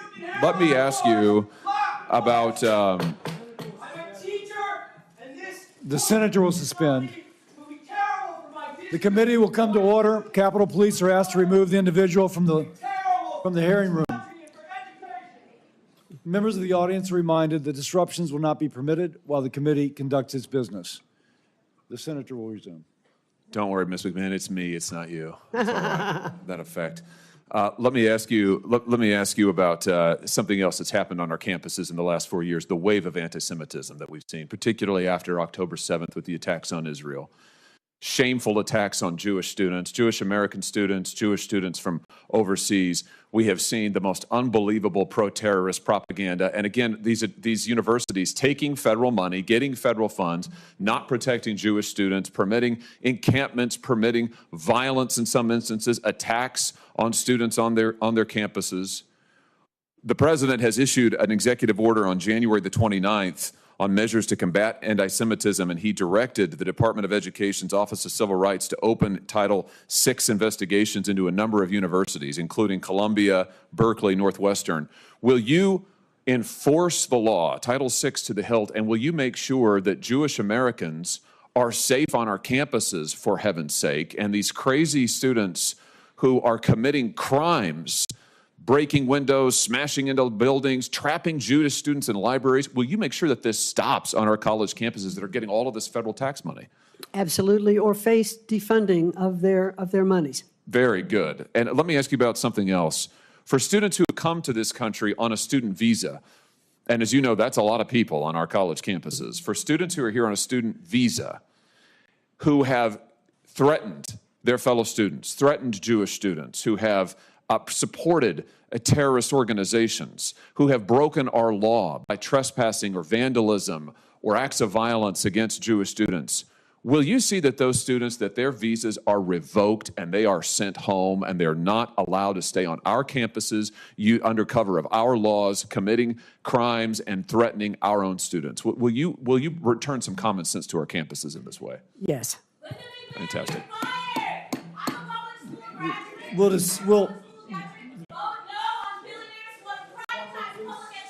Capitol Police are asked to remove the individual from the hearing room. I'm not sure it's going to matter, but I'm going to remind members of the audience that disruptions are not to be permitted while the committee conducts its business. Please show people the regard you would have them show yourself if you're in this role.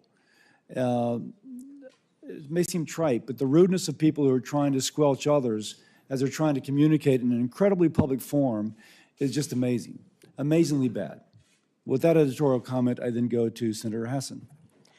Thank you, Mr. Chair, and welcome, Ms. McMahon. It was good to meet with you in my office a little bit ago. And I've been starting these hearings with a question I never thought I'd have to ask, and I'll cut to the chase with you because you've said several times that you will uphold the law, so I assume that if the President of the United States gives you a directive that breaks the law, you will instead do what you are legally required to do rather than his instruction.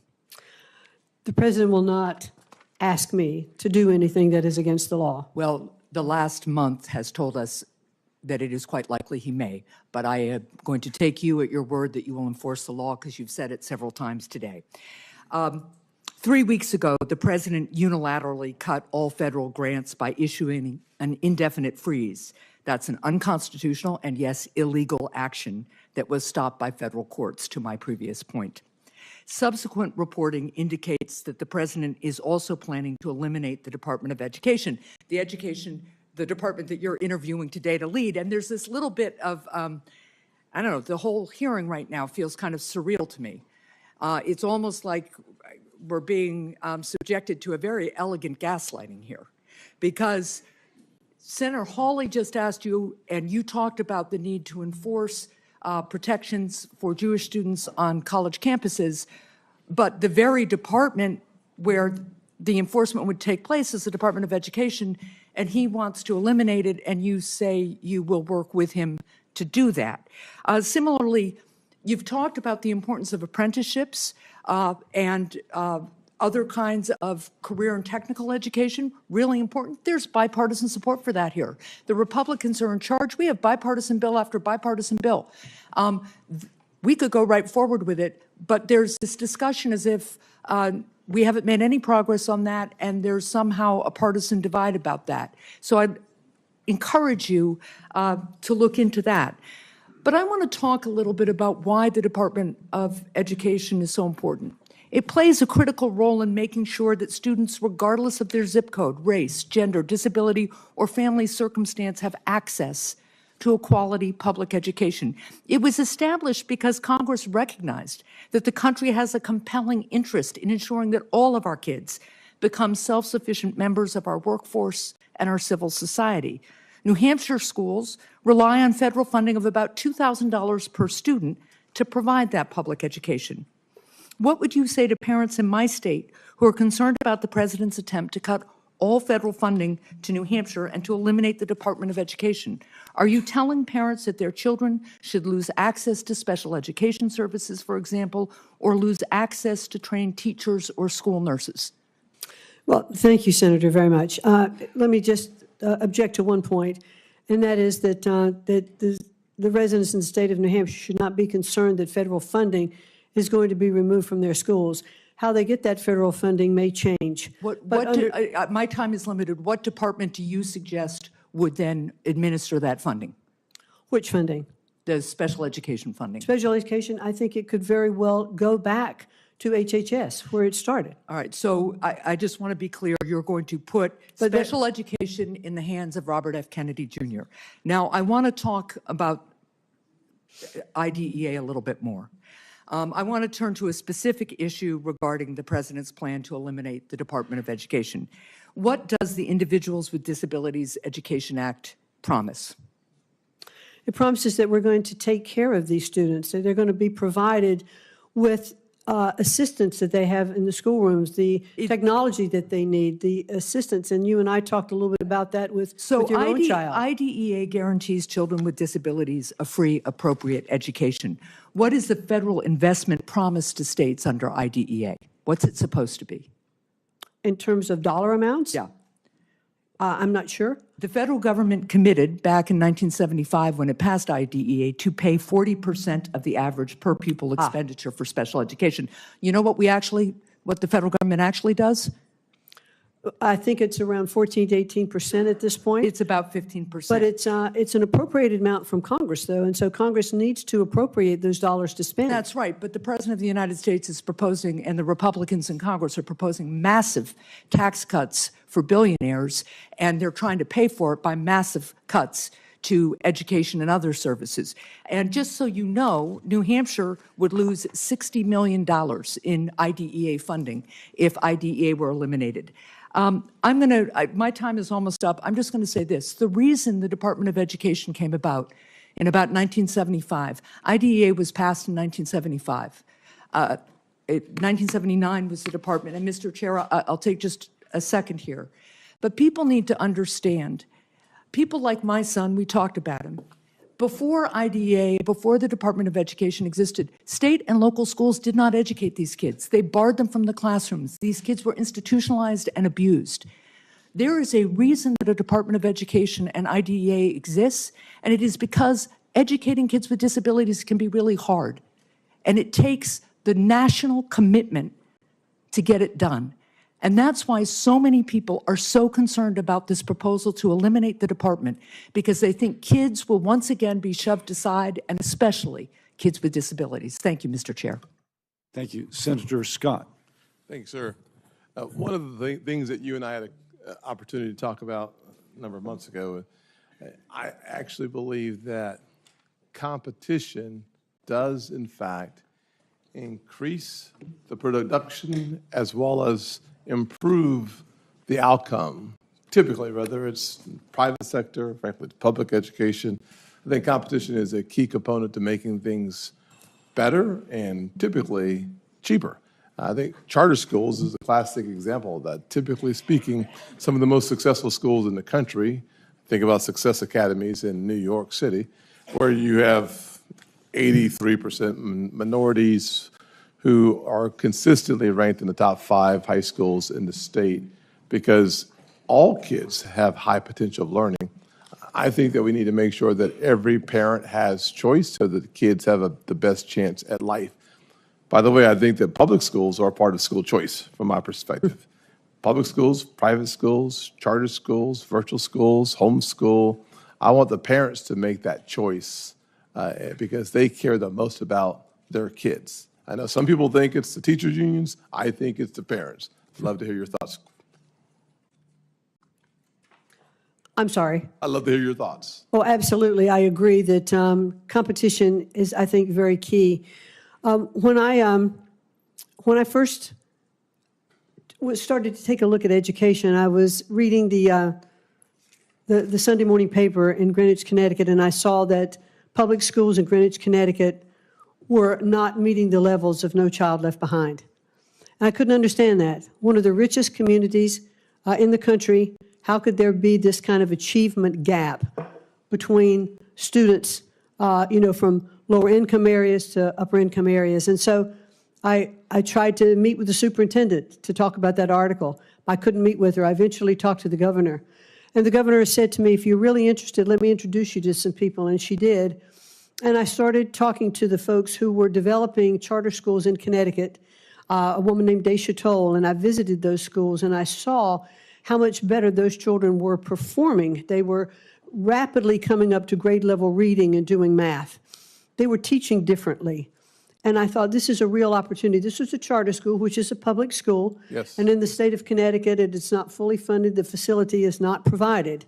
And so it's a public-private partnership to make sure that these schools are offering choice and competitiveness.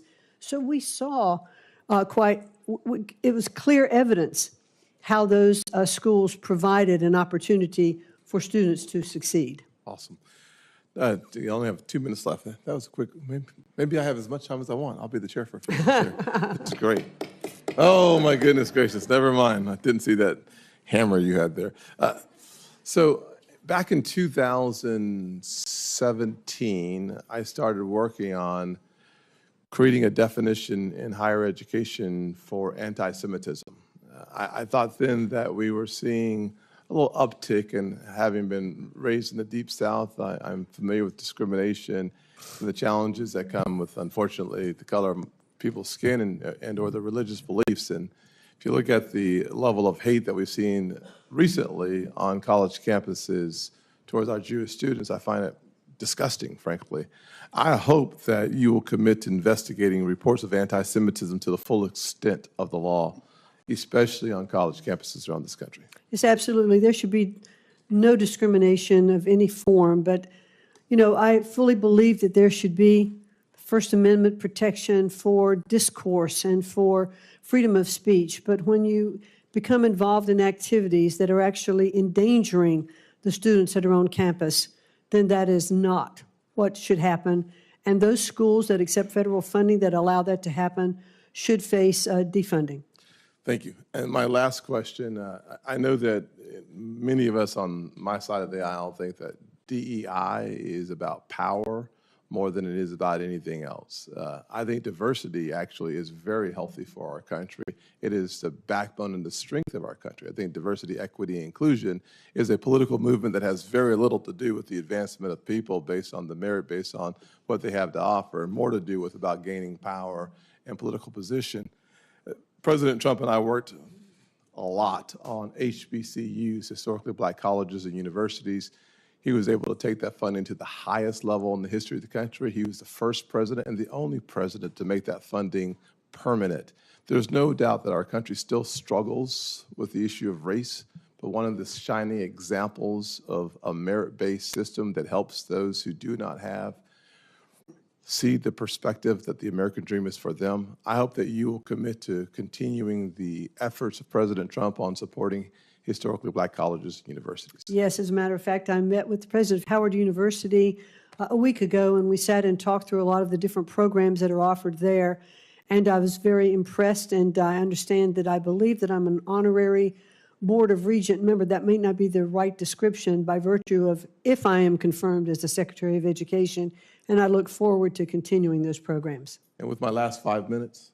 Make it fast. Okay, I'm done. Thank you, Senator Scott. I see Senator Hickenlooper jumped in front of the freshman. No, I'll yield to the freshman, just out of deference to her frosh status. Okay. Senator Blunt Rochester, you're recognized for 5 minutes. Thank you so much, Mr. Chair and Mr. Hickenlooper, for that sharing of the time. I will first start out by acknowledging that today here with us are representatives from the Delaware State Education Association. And I want to thank them and all of their members for being here in Washington, but more importantly, for what they do for the students and families in the state of Delaware. I also want to thank you, Ms. McMahon, for taking the time to come and meet with me and talk about a myriad of issues. I especially appreciated your candor in our meeting. And, you know, as I'm sitting here watching the passion of the participants, of the members, it is clear that education is so important to this country. And I am clear-eyed about the challenges that we face in accomplishing the goal of ensuring that all students are able to be prioritized. I shared my concerns about the call to abolish the department. I am particularly concerned, as a former cabinet secretary myself, cabinet secretaries do have the influence, the power, the responsibility to share what is good, what is bad, what is wrong.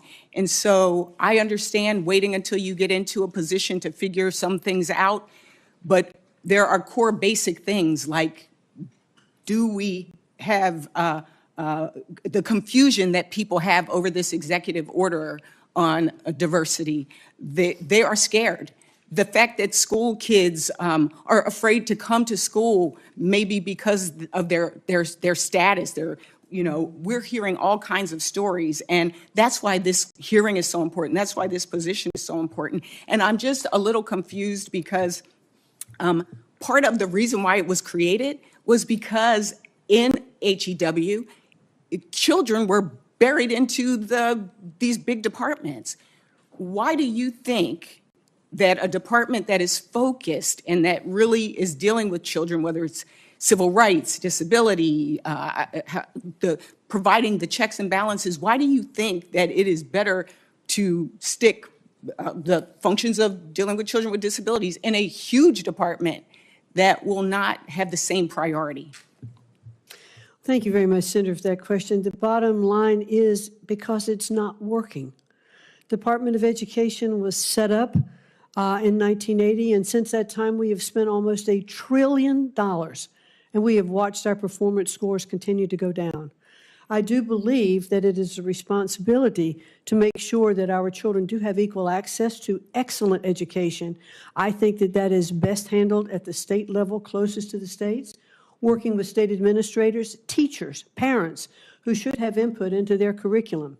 I have only 2 minutes, and I just want to follow up. Do you believe that any school benefiting from taxpayer dollars should be required to follow federal civil rights laws? Schools should be required to follow the laws. Anybody getting taxpayer dollars. And so that's good. So private schools should not be able to turn away a student with a disability or a student based on their religion or their ethnicity or race. Well, private schools aren't taking federal dollars. But I'm saying, so they have the ability to say that if they do not believe that they receive them. Well, if they believe that they cannot best serve that student and they're not taking federal dollars, then they have the right not to accept that student. But I'm speaking specifically when we talk about, there's a lot of conversation about vouchers. If private schools take federal dollars, can they turn away a child based on a disability or religion or race? Well, I think that there are also some public schools who are saying that they don't have the... Really just a yes or no? No, it's not. It really isn't. For me, if you want to follow up, because I'm kind of running out of time. Okay, I'd be happy to follow, and I'd look forward to following up with you to discuss that. Thank you very much. Okay, because this is one of the big concerns that we hear about. Also, I believe that as a country, as I said, we've benefited from checks and balances. It's a hallmark. If you're concerned, how would you defend the rights of all students if state and local governments are unable or won't address violations of student civil rights? For example, how will you intervene if a student is being bullied or harassed on the basis of race or disability? Well, certainly civil rights, are the rights of everyone. And so we want to make sure that our schools are enforcing. The bullying shouldn't happen anywhere. No child should be made to feel uncomfortable. So it is, but the Department of Education does not Or would you control that put from this in- Washington. Would you put this in the when we talked, you mentioned the Department of Justice. Would you move this to the Department of Justice? Well, one of the things that we talked about, as I said this morning, that I think there may be more appropriate places that maybe the Department, OCR, that is currently in the Department of Education, is better served in the Department of Justice, where they have civil rights attorneys as well. But I don't know those things yet. If I'm confirmed, I look forward to getting in and really digesting and understanding where all of these particular aspects need to fit to best serve our students. That's the goal. It's to protect our students. I look forward to following up. You can understand there is a lot of distrust based on people's motivations in just the past few weeks. I think that's why you're seeing all of what you've seen in this audience today in terms of participation of the folks here. This is important. Our students are important, as you know. And so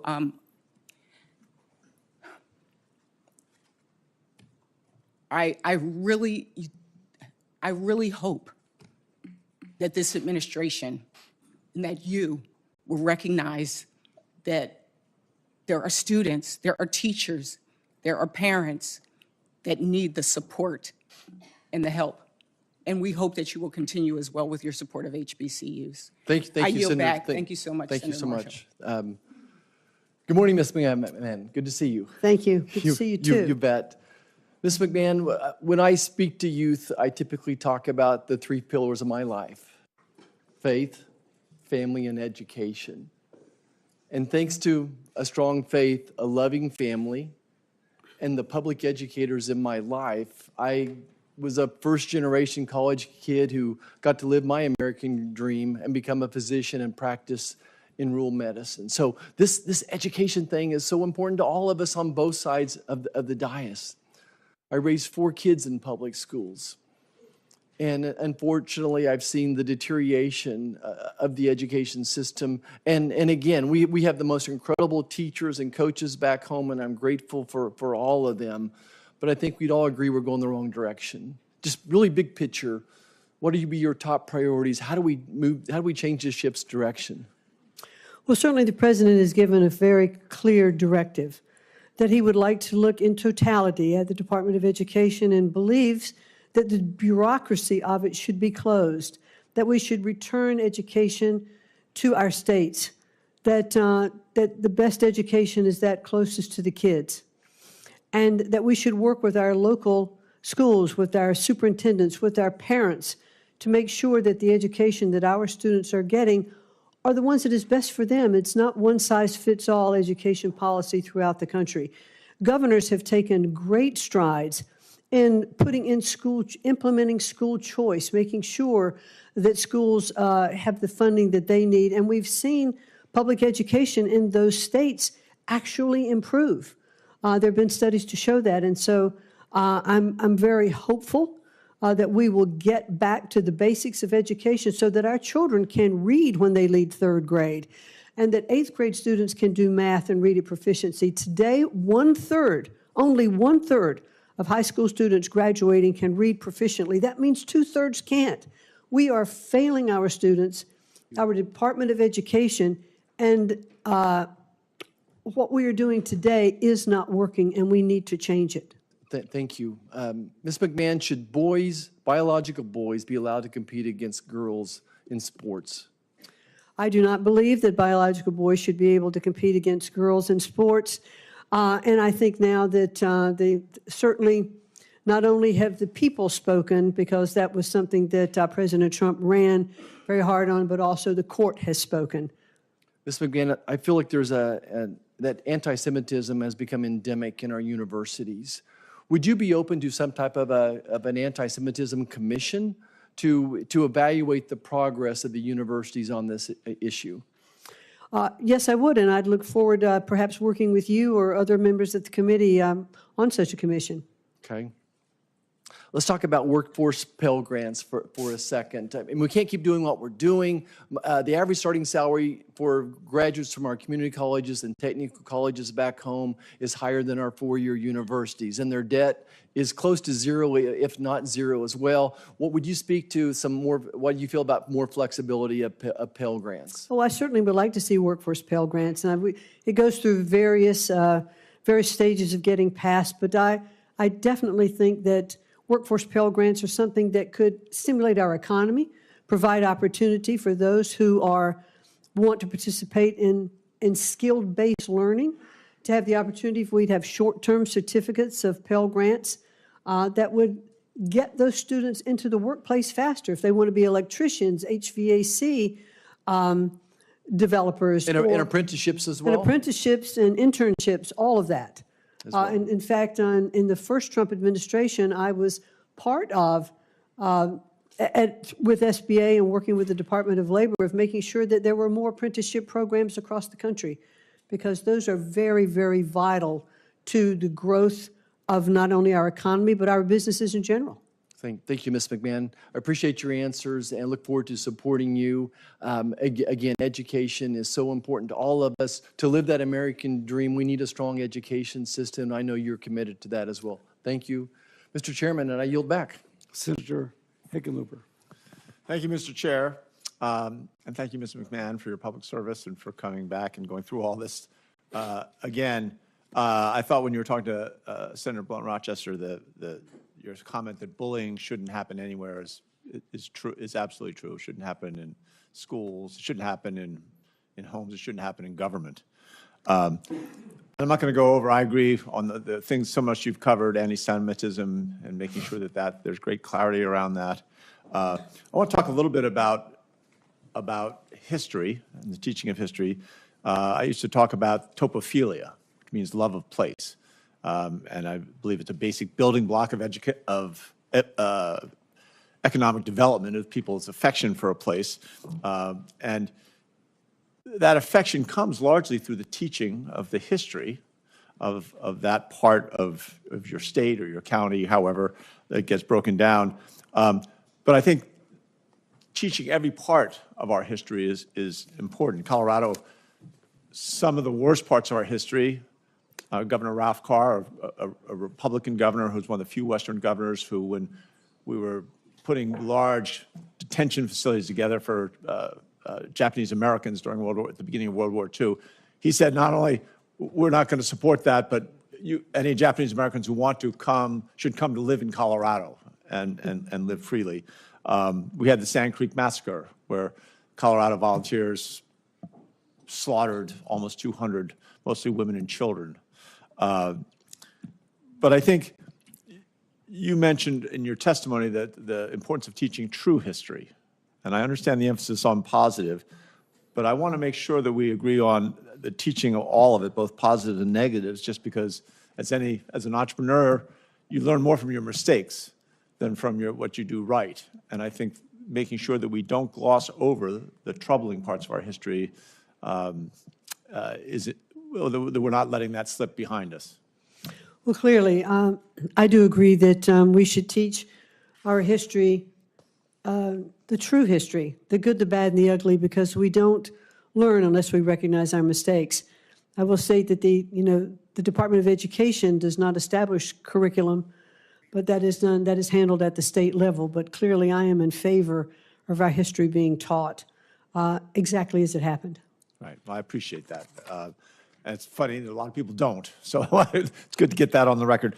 We talked a little bit about apprenticeships and the importance of apprenticeships. I think the comment you made just that almost 2/3 of our kids, when they graduate from high school, cannot read proficiently is a disgrace that we should all not accept. And as I think as you recognize, it's not that we don't have good teachers. I think we have great teachers in every state. It's very powerful statistic that in almost every survey, parents think that the school systems are broken except theirs. They think their school is pretty good. And I think that's a reflection of the quality of teachers we have. But this notion that everybody should go to college, I think is prevalent and persistent. That you've talked about the importance of alternative career pathways. when you were in the office, we discussed this.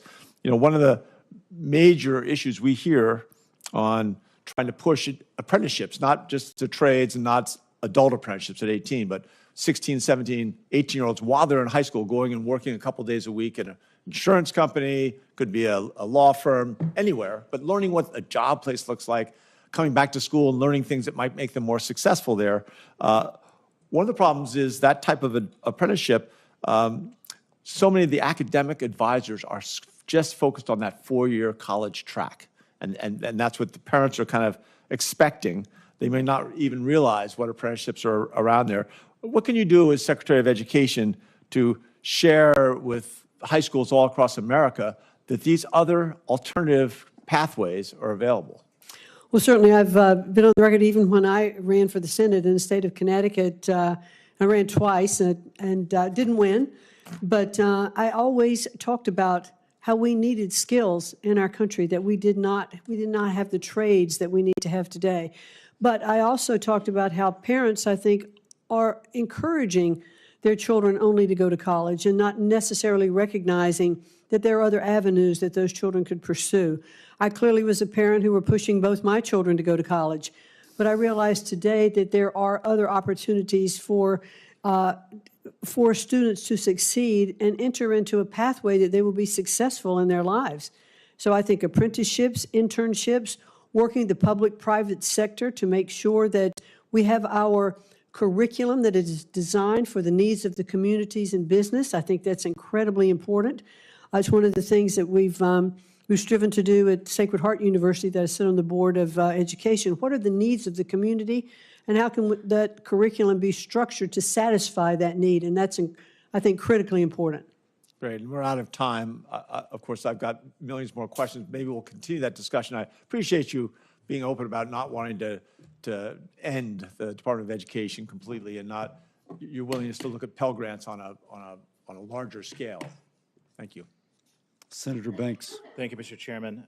Just as a side note, I'm struck by the outburst of some of the protesters in the room, and a number of them have told us that they're teachers. Can you imagine them teaching, these people teaching our kids in classrooms across America, and they come here and act like children with outbursts and try to prevent us, in an attempt to prevent us from doing our job to move you forward, to do the important work that you have to do. For me, that's what this is all about. I have 3 daughters who are in grade school, in public schools, and I want to get politics out of the classroom. I want political flags and political statements and ideologies out of the classroom, and I want teachers to teach our kids and prepare them for the jobs of the future. And I'm very intrigued with what President Trump is talking about in dismantling the federal Department of Education, because I served in the State House, and the Indiana State Constitution devotes a number of chapters to educating our kids. And the last time I checked, the federal Constitution doesn't say a single thing about education, because our founders in their wisdom recognized that that is a role of the state. And Ms. McMahon, I know we've talked about this before, but this is about an attitude of empowering teachers and schools and moms and dads to give our kids the best chance that they can possibly have. And I know that you agree with this, but when I ask anyway, can't the state of Indiana do a whole lot better of a job of spending dollars on education rather than bureaucrats in Washington, D.C.? I certainly believe that to be true, Senator, yes, and that is definitely what the President believes as well. That I'll be repetitive, that education is best handled closest to the child to understand what that child needs and what the community needs. And working with parents, parental rights are so important in educating our children, and I definitely believe that should be our return to the states. Now, speaking of wasting money, the Biden Department of Education allocated over $1 billion in grants toward diversity, equity, and inclusion programs.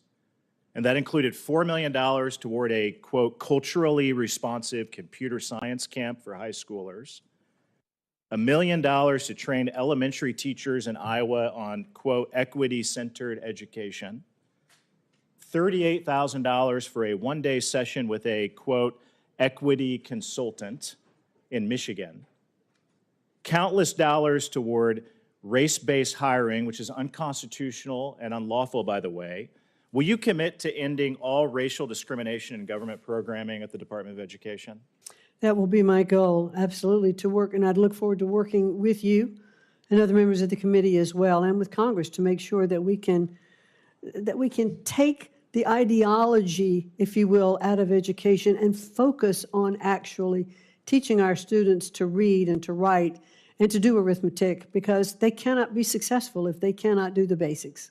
Some of my colleagues today have talked about the rise of anti-Semitism on college campuses, and I think one of the motivators of that is money that flows from adversarial foreign countries like China and other countries with an anti-American agenda that are donated to many of our colleges and universities in the United States of America. And it turns out that the Department of Education plays a key role in reporting and making those foreign donations transparent. While I want to ban them altogether, China should never be donating money to colleges and universities in Indiana or anywhere else in the country. Have you thought about what other steps that we can take to eliminate foreign influences, especially anti-American influences on our college campuses?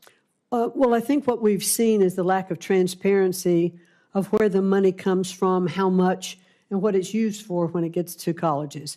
And I think there absolutely has to be more transparency in tracking that money. And I hope that I saw what President Trump did in his first term and the 4 years of tightening many of these donations and blocking them, making them transparent. And then I served on the Education Committee in the House for 8 years, so 4 years of President Trump, 4 years of President Biden. There was no attention paid to this under President Biden. Chinese Communist Party dollars flowing to colleges and universities that are no longer reported, made transparent. I know that will be a big priority of yours because we talked about it, and I want to do everything I can to help you block it, make it the public should know that adversaries of the United States of America are giving money to the universities that they're sending their kids to. So thank you very much for your leadership. You have my full support. I look forward to working with you. I yield back. Thank you. Senator Markey. Thank you. Yesterday, President Trump said he'd like the Department of Education to be closed immediately. He called the department a big con job. Education funding helps us work towards a country where every student can go to their school knowing that they will get the same education as the family that can afford private school. Public school is not a con job. It's equality for every student, regardless of income.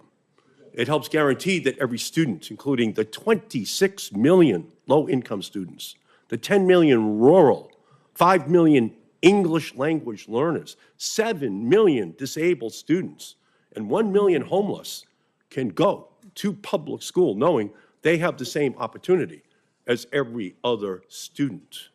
Trump's crusade to abolish the Department of Education and, quote, root out waste and fraud and corruption for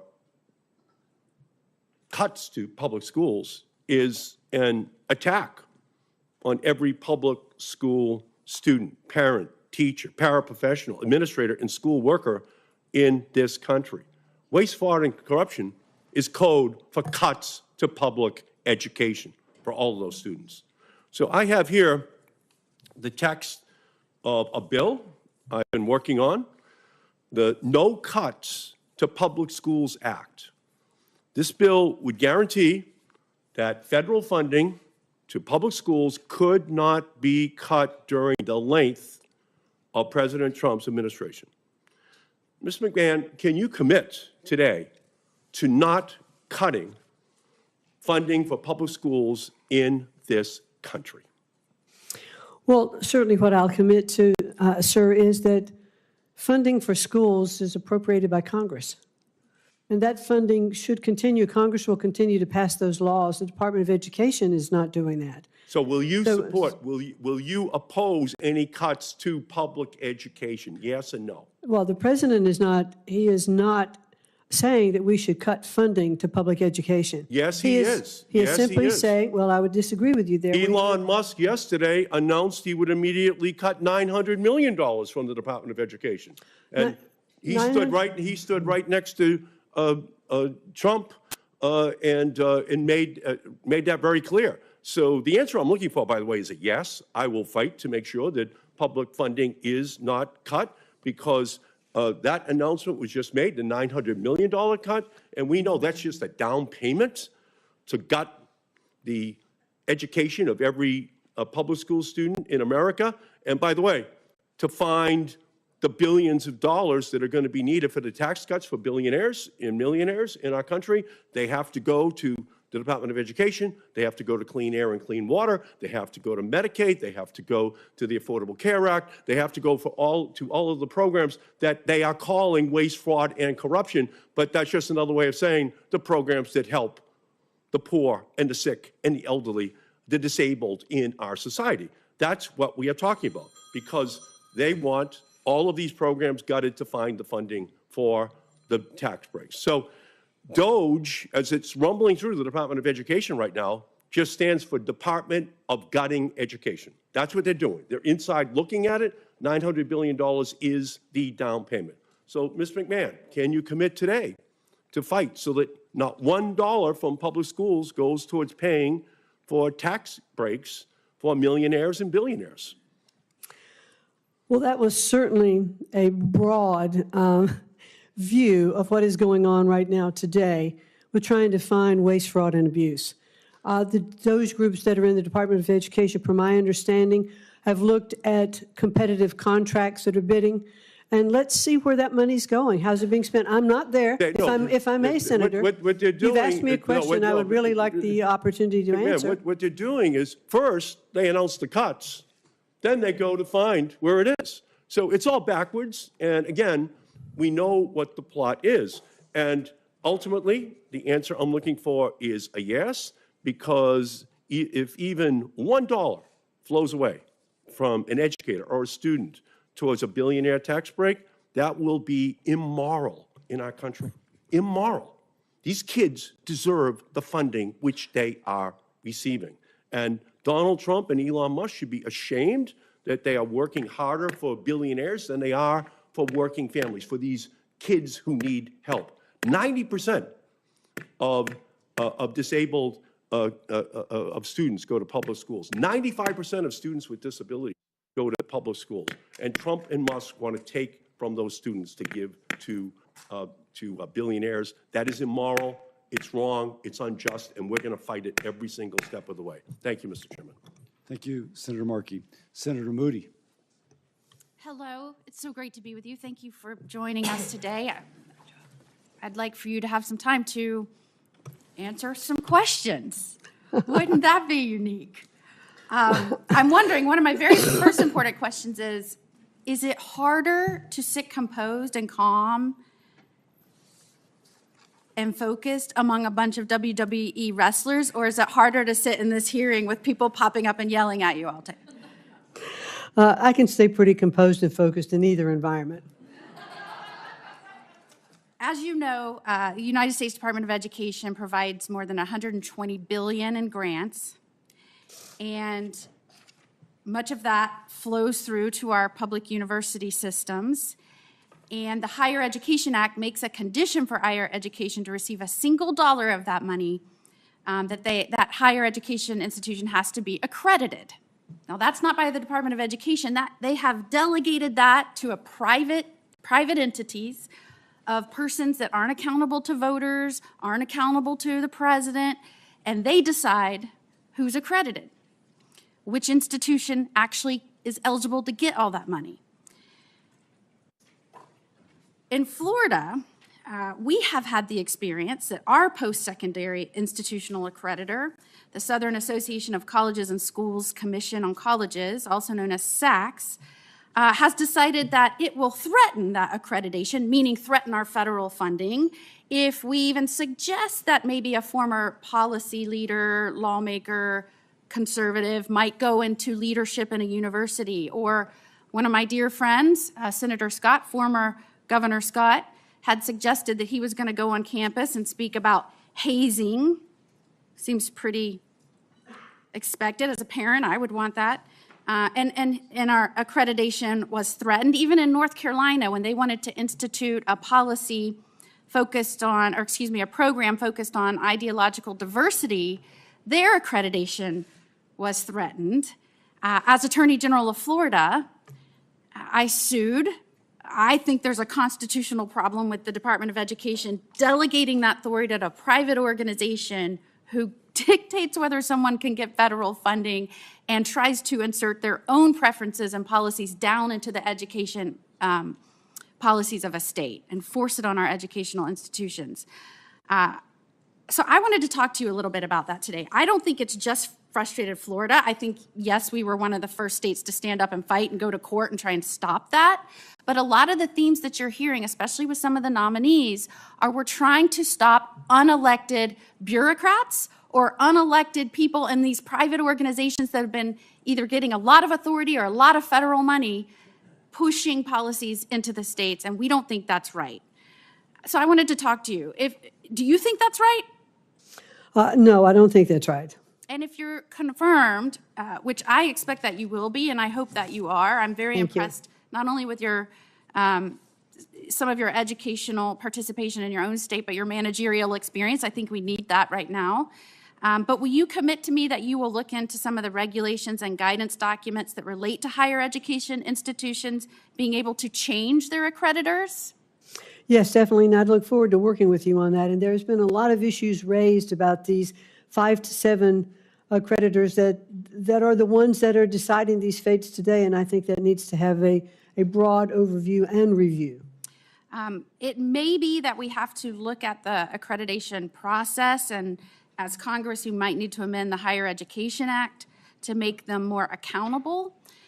But I do believe, and we're still in litigation, I say we, I'm trying to change hats now as Senator Moody, but Florida is still in litigation about this issue because I do think it's a constitutional problem for an agency to delegate that kind of authority over to a private organization. And I think a lot of that delegation is really where you're seeing states getting frustrated, people getting frustrated, because in these agencies and in these private organizations, you're seeing an ideological agenda, a policy-driven agenda, and people that are willing to implement it, whether they have the authority or not.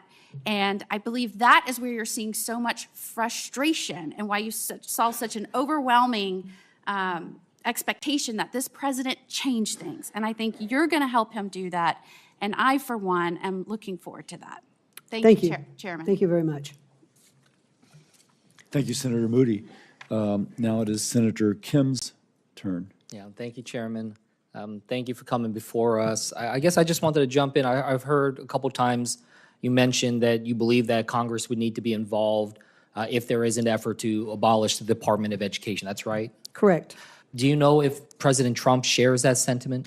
I've heard President Trump recently, over the last couple of weeks, in conjunction with his fervor to shut down the bureaucracy of the Department of Education, he has also stated that he will work with Congress to make that happen. Do you know if Elon Musk, have you had any conversations with him about the Department of Education? I have not. His team? Why I raise this is that, I just came from another hearing that was talking about foreign assistance, talking about USAID. USAID is another element of our federal government that was codified by Congress, and we see an effort there to dismantle it. Not fully abolish it, but dismantle it basically down to about 600 people. Gut everything, put it under the State Department. So I guess I wanted to just ask you, if something like that was proposed by the Trump administration for the Department of Education, does that have to come to Congress?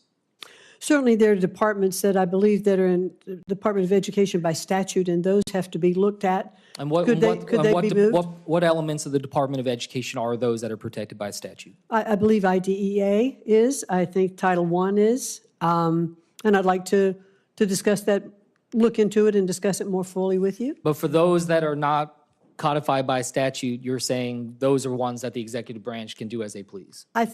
Well, I think that I would like to look into that more.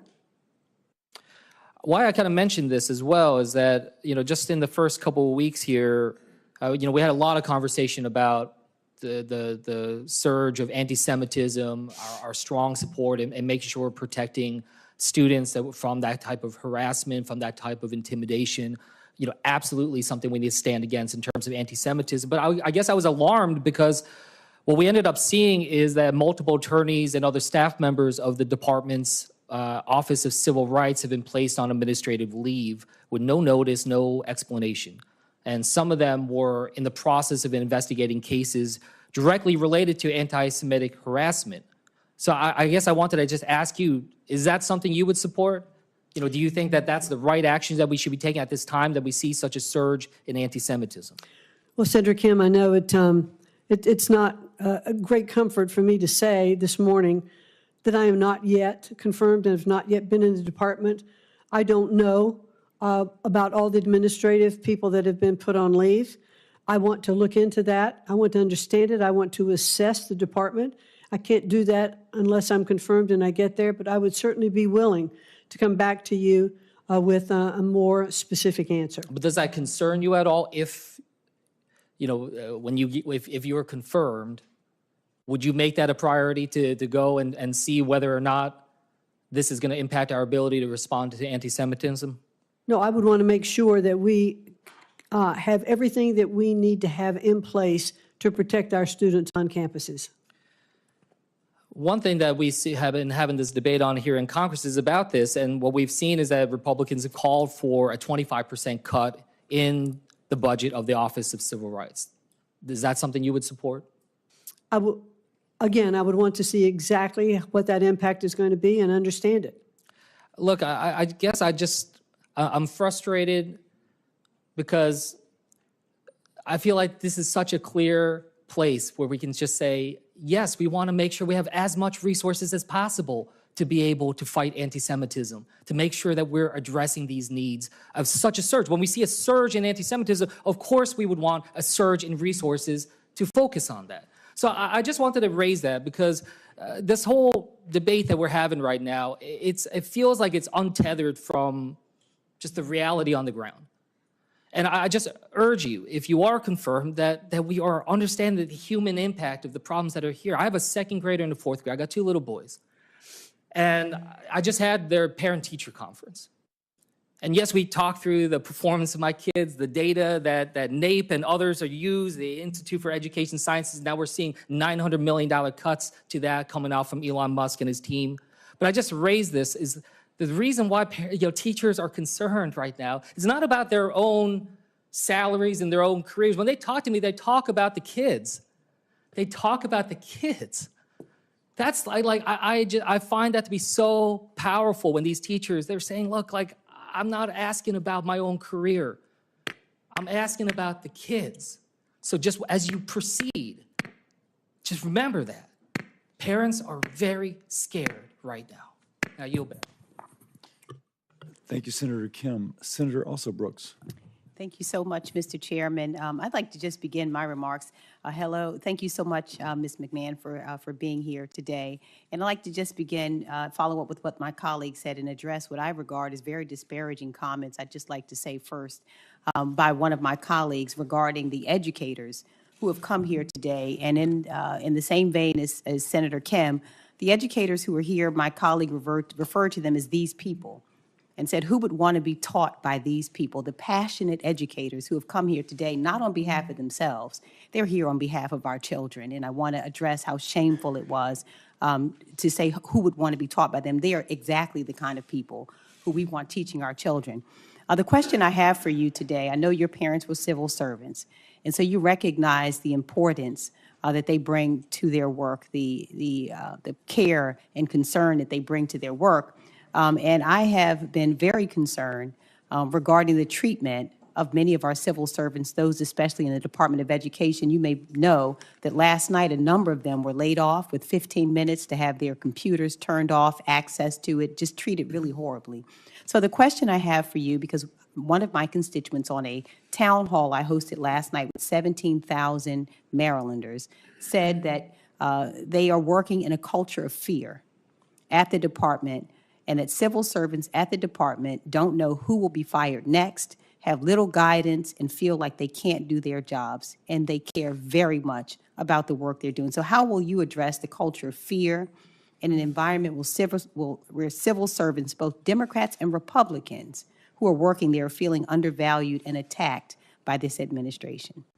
Well, thank you very much for that question, Senator. And it's always difficult to downsize. It's always difficult to restructure and reorganize in any department. I have faced that, in the business world, because you know that you do impact people's lives. But at this particular point, I know that there are people that are being placed on administrative leave, which means they are still receiving full benefits and salary while their jobs are being looked at and how the department is being evaluated overall. I think people should always be treated with respect and with humility. And I would hope that that is what is going on within the Department of Education. I'm not there in person to see that yet, but it was certainly something that I would strive to do in any reorganization that we would take. Okay, and I'd also like to ask you regarding the president's targeting of legally binding collective bargaining agreements. He has really targeted those, to ask you whether you will commit to abiding by the agreement and upholding civil service employment protections. I will certainly commit to working with you and to looking into those issues if I am confirmed to be the Secretary of Education.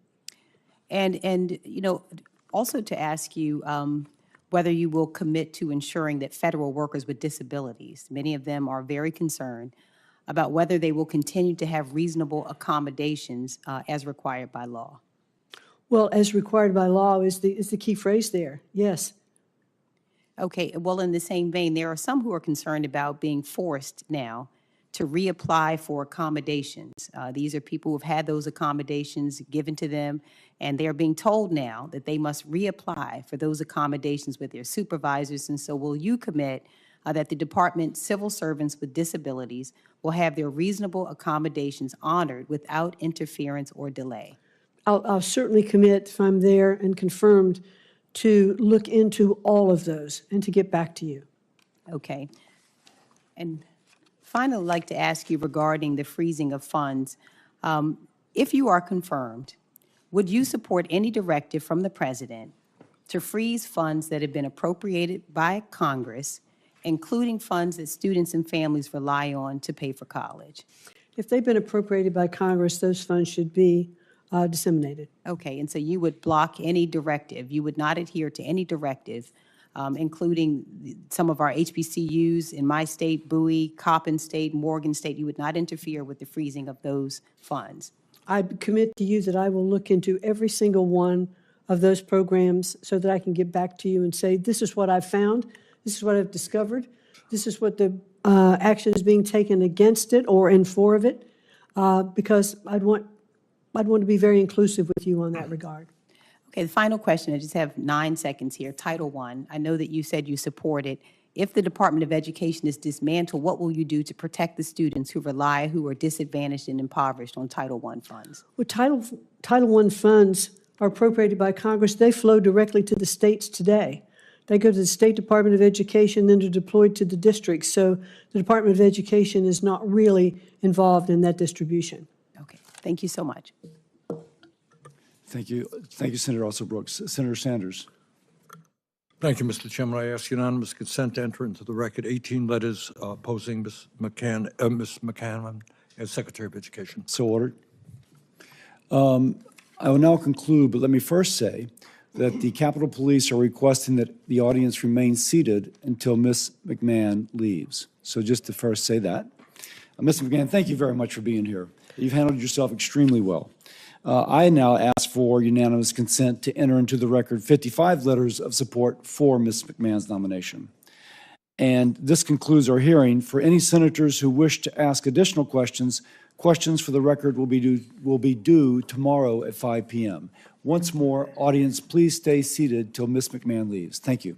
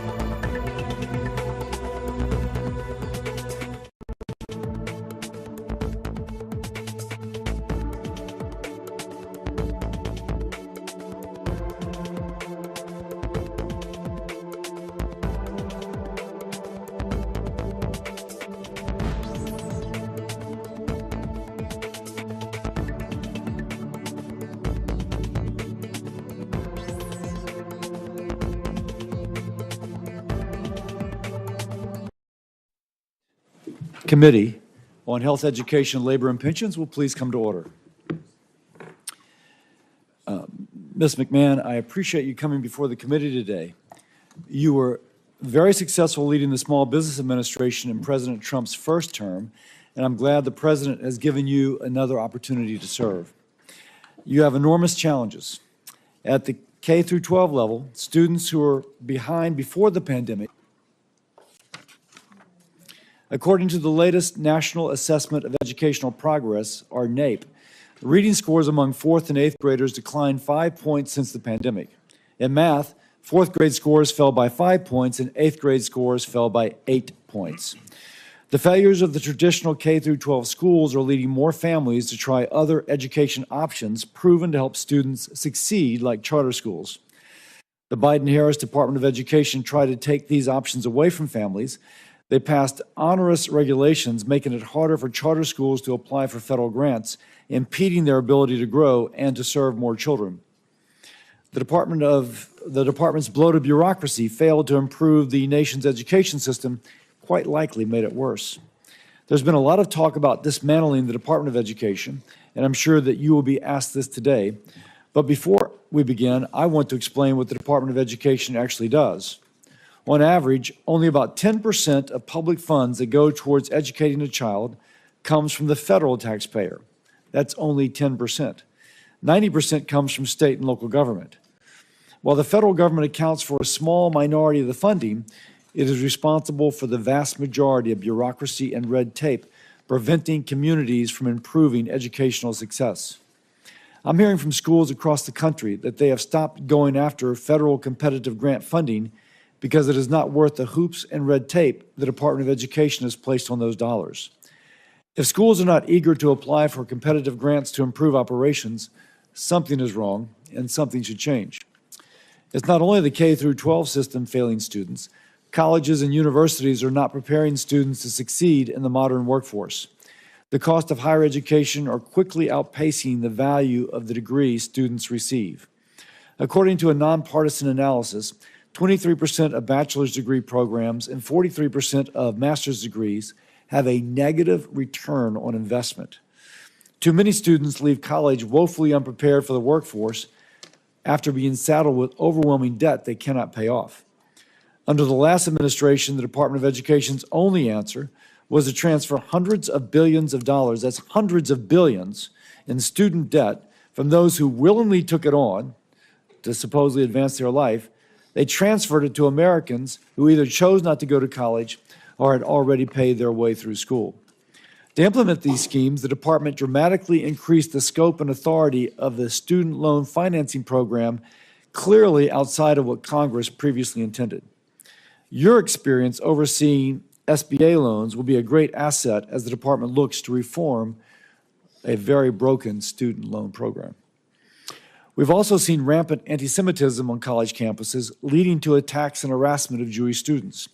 I'm pleased to see the Trump administration has already launched investigations, and I look forward to working with you, presuming that you're confirmed. The status quo is not working. The educational system is failing our children. The Biden-Harris Department of Education stood in the way of student success. Transformative change of the educational establishment is needed. The department needs to get out of the way of states and local communities who are best positioned to actually address students' needs. We need to empower parents so that they have a voice in their child's education. This includes increasing access to school choice, perhaps also called parental choice, so families can give their child every opportunity to succeed in the classroom and beyond. With President Trump in office and Ms. McMahon's leadership, we have a real opportunity to accomplish this. Thank you again, Ms. McMahon, for coming before this committee and continuing the discussion on how we can work together to improve student success and get our education system back on track. And with that, I yield to Senator Sanders, the ranking member. Thank you very much, Mr. Chairman. Mrs. McMahon, nice to see you again. Let me begin by thanking teachers all over this country. This is a very difficult time to be a teacher. And talking to teachers in Vermont, and I think teachers all over the country, what they are telling me is they are spending a lot of their times not only teaching math and English, but dealing with the emotional needs of kids. Because among other things, our kids are struggling in many, many ways. So it's a tough time to be a teacher, and I want to thank the teachers very much for the extraordinary work that they are doing, especially for some of the most vulnerable kids in our country.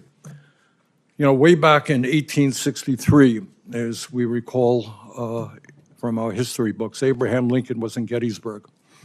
And he looked out on a field where soldiers by the thousands had just died in the struggle against slavery, and he talked about the need to maintain a government of the people, by the people, and for the people. That was that short but very powerful Gettysburg Address.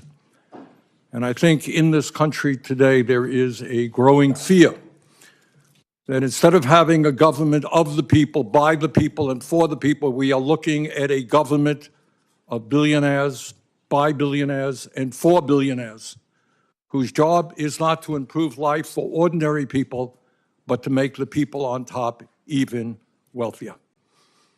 So in the midst of massive income and wealth inequality, with 3 people or more wealth in the bottom half of American society, the Republicans in the House yesterday introduced a budget resolution that would provide massive tax breaks to the people on top, and they would pay for those tax breaks for billionaires by cutting Medicaid, education, and programs that working families throughout this country desperately need. That is exactly the wrong thing to do. At a time when millions and millions of working families are struggling, our job is to protect those families and not worry about the billionaires who have never had it so good. But it's not just cuts in Medicaid, as devastating as that would be. We're looking at, if the Republicans get their way, massive cuts to education. And I should also say that the people who are trying to privatize Social Security, privatize Medicare, privatize Medicaid, privatize the Veterans Administration are precisely the same people who are trying to privatize public education in America. We must not allow that to happen. In America, we must not allow our educational system to become a 2-tier system, a system which says that if you have the money, you're going to get help from the federal government, you're going to get a voucher to send your kid to a school that may cost $50,000, $60,000 a year, while the public schools will end up being segregated not just by race, but by class. Most families in America do not have $40,000, $50,000, $60,000 a year to send their kids to private schools, and it's absurd to provide public money to make that possible. Our job is not to take away money from public schools to give it to private schools. It is to strengthen public education in America. Further, President Trump has talked about abolishing the Department of Education. Yes, I think everybody on this committee wants to see us go after waste and bureaucracy in every agency of government. But what we must understand is that when we talk about the Department of Education, they are providing vital resources for 26 million children in this country who live in high poverty school districts. Is it the responsibility of the federal government to say that every kid in America, whether you're poor, middle class, rich, gets a quality education? It is. And that is what a lot of what the Department of Education does. Department of Education provides millions of public school students who have disabilities, emotional problems, physical problems, provides them with help. It provides Pell Grants and other important financial assistance that over 7 million low-income students need to get a higher education. So the goal is not to abolish the Department of Education, it is to make it more effective and to make sure that it addresses the educational needs in this country. Mr. Chairman, in my view, we need a Secretary of Education who understands that in the wealthiest nation in the history of the world, we should have the best educational system on this planet, from child care to graduate school. We need a Secretary of Education who understands that we're going to attract the best and the brightest to the teaching profession. You know what? We have to pay teachers the kinds of salaries that they deserve, which is why I've introduced legislation that says no teacher in America should earn less than $60,000 a year. We need a Secretary of Education who understands that schools do not end at 2:30 or 3 o'clock. We need strong after-school programs. We need strong summer programs. We need a Secretary of Education who understands that we've got to invest in mental health.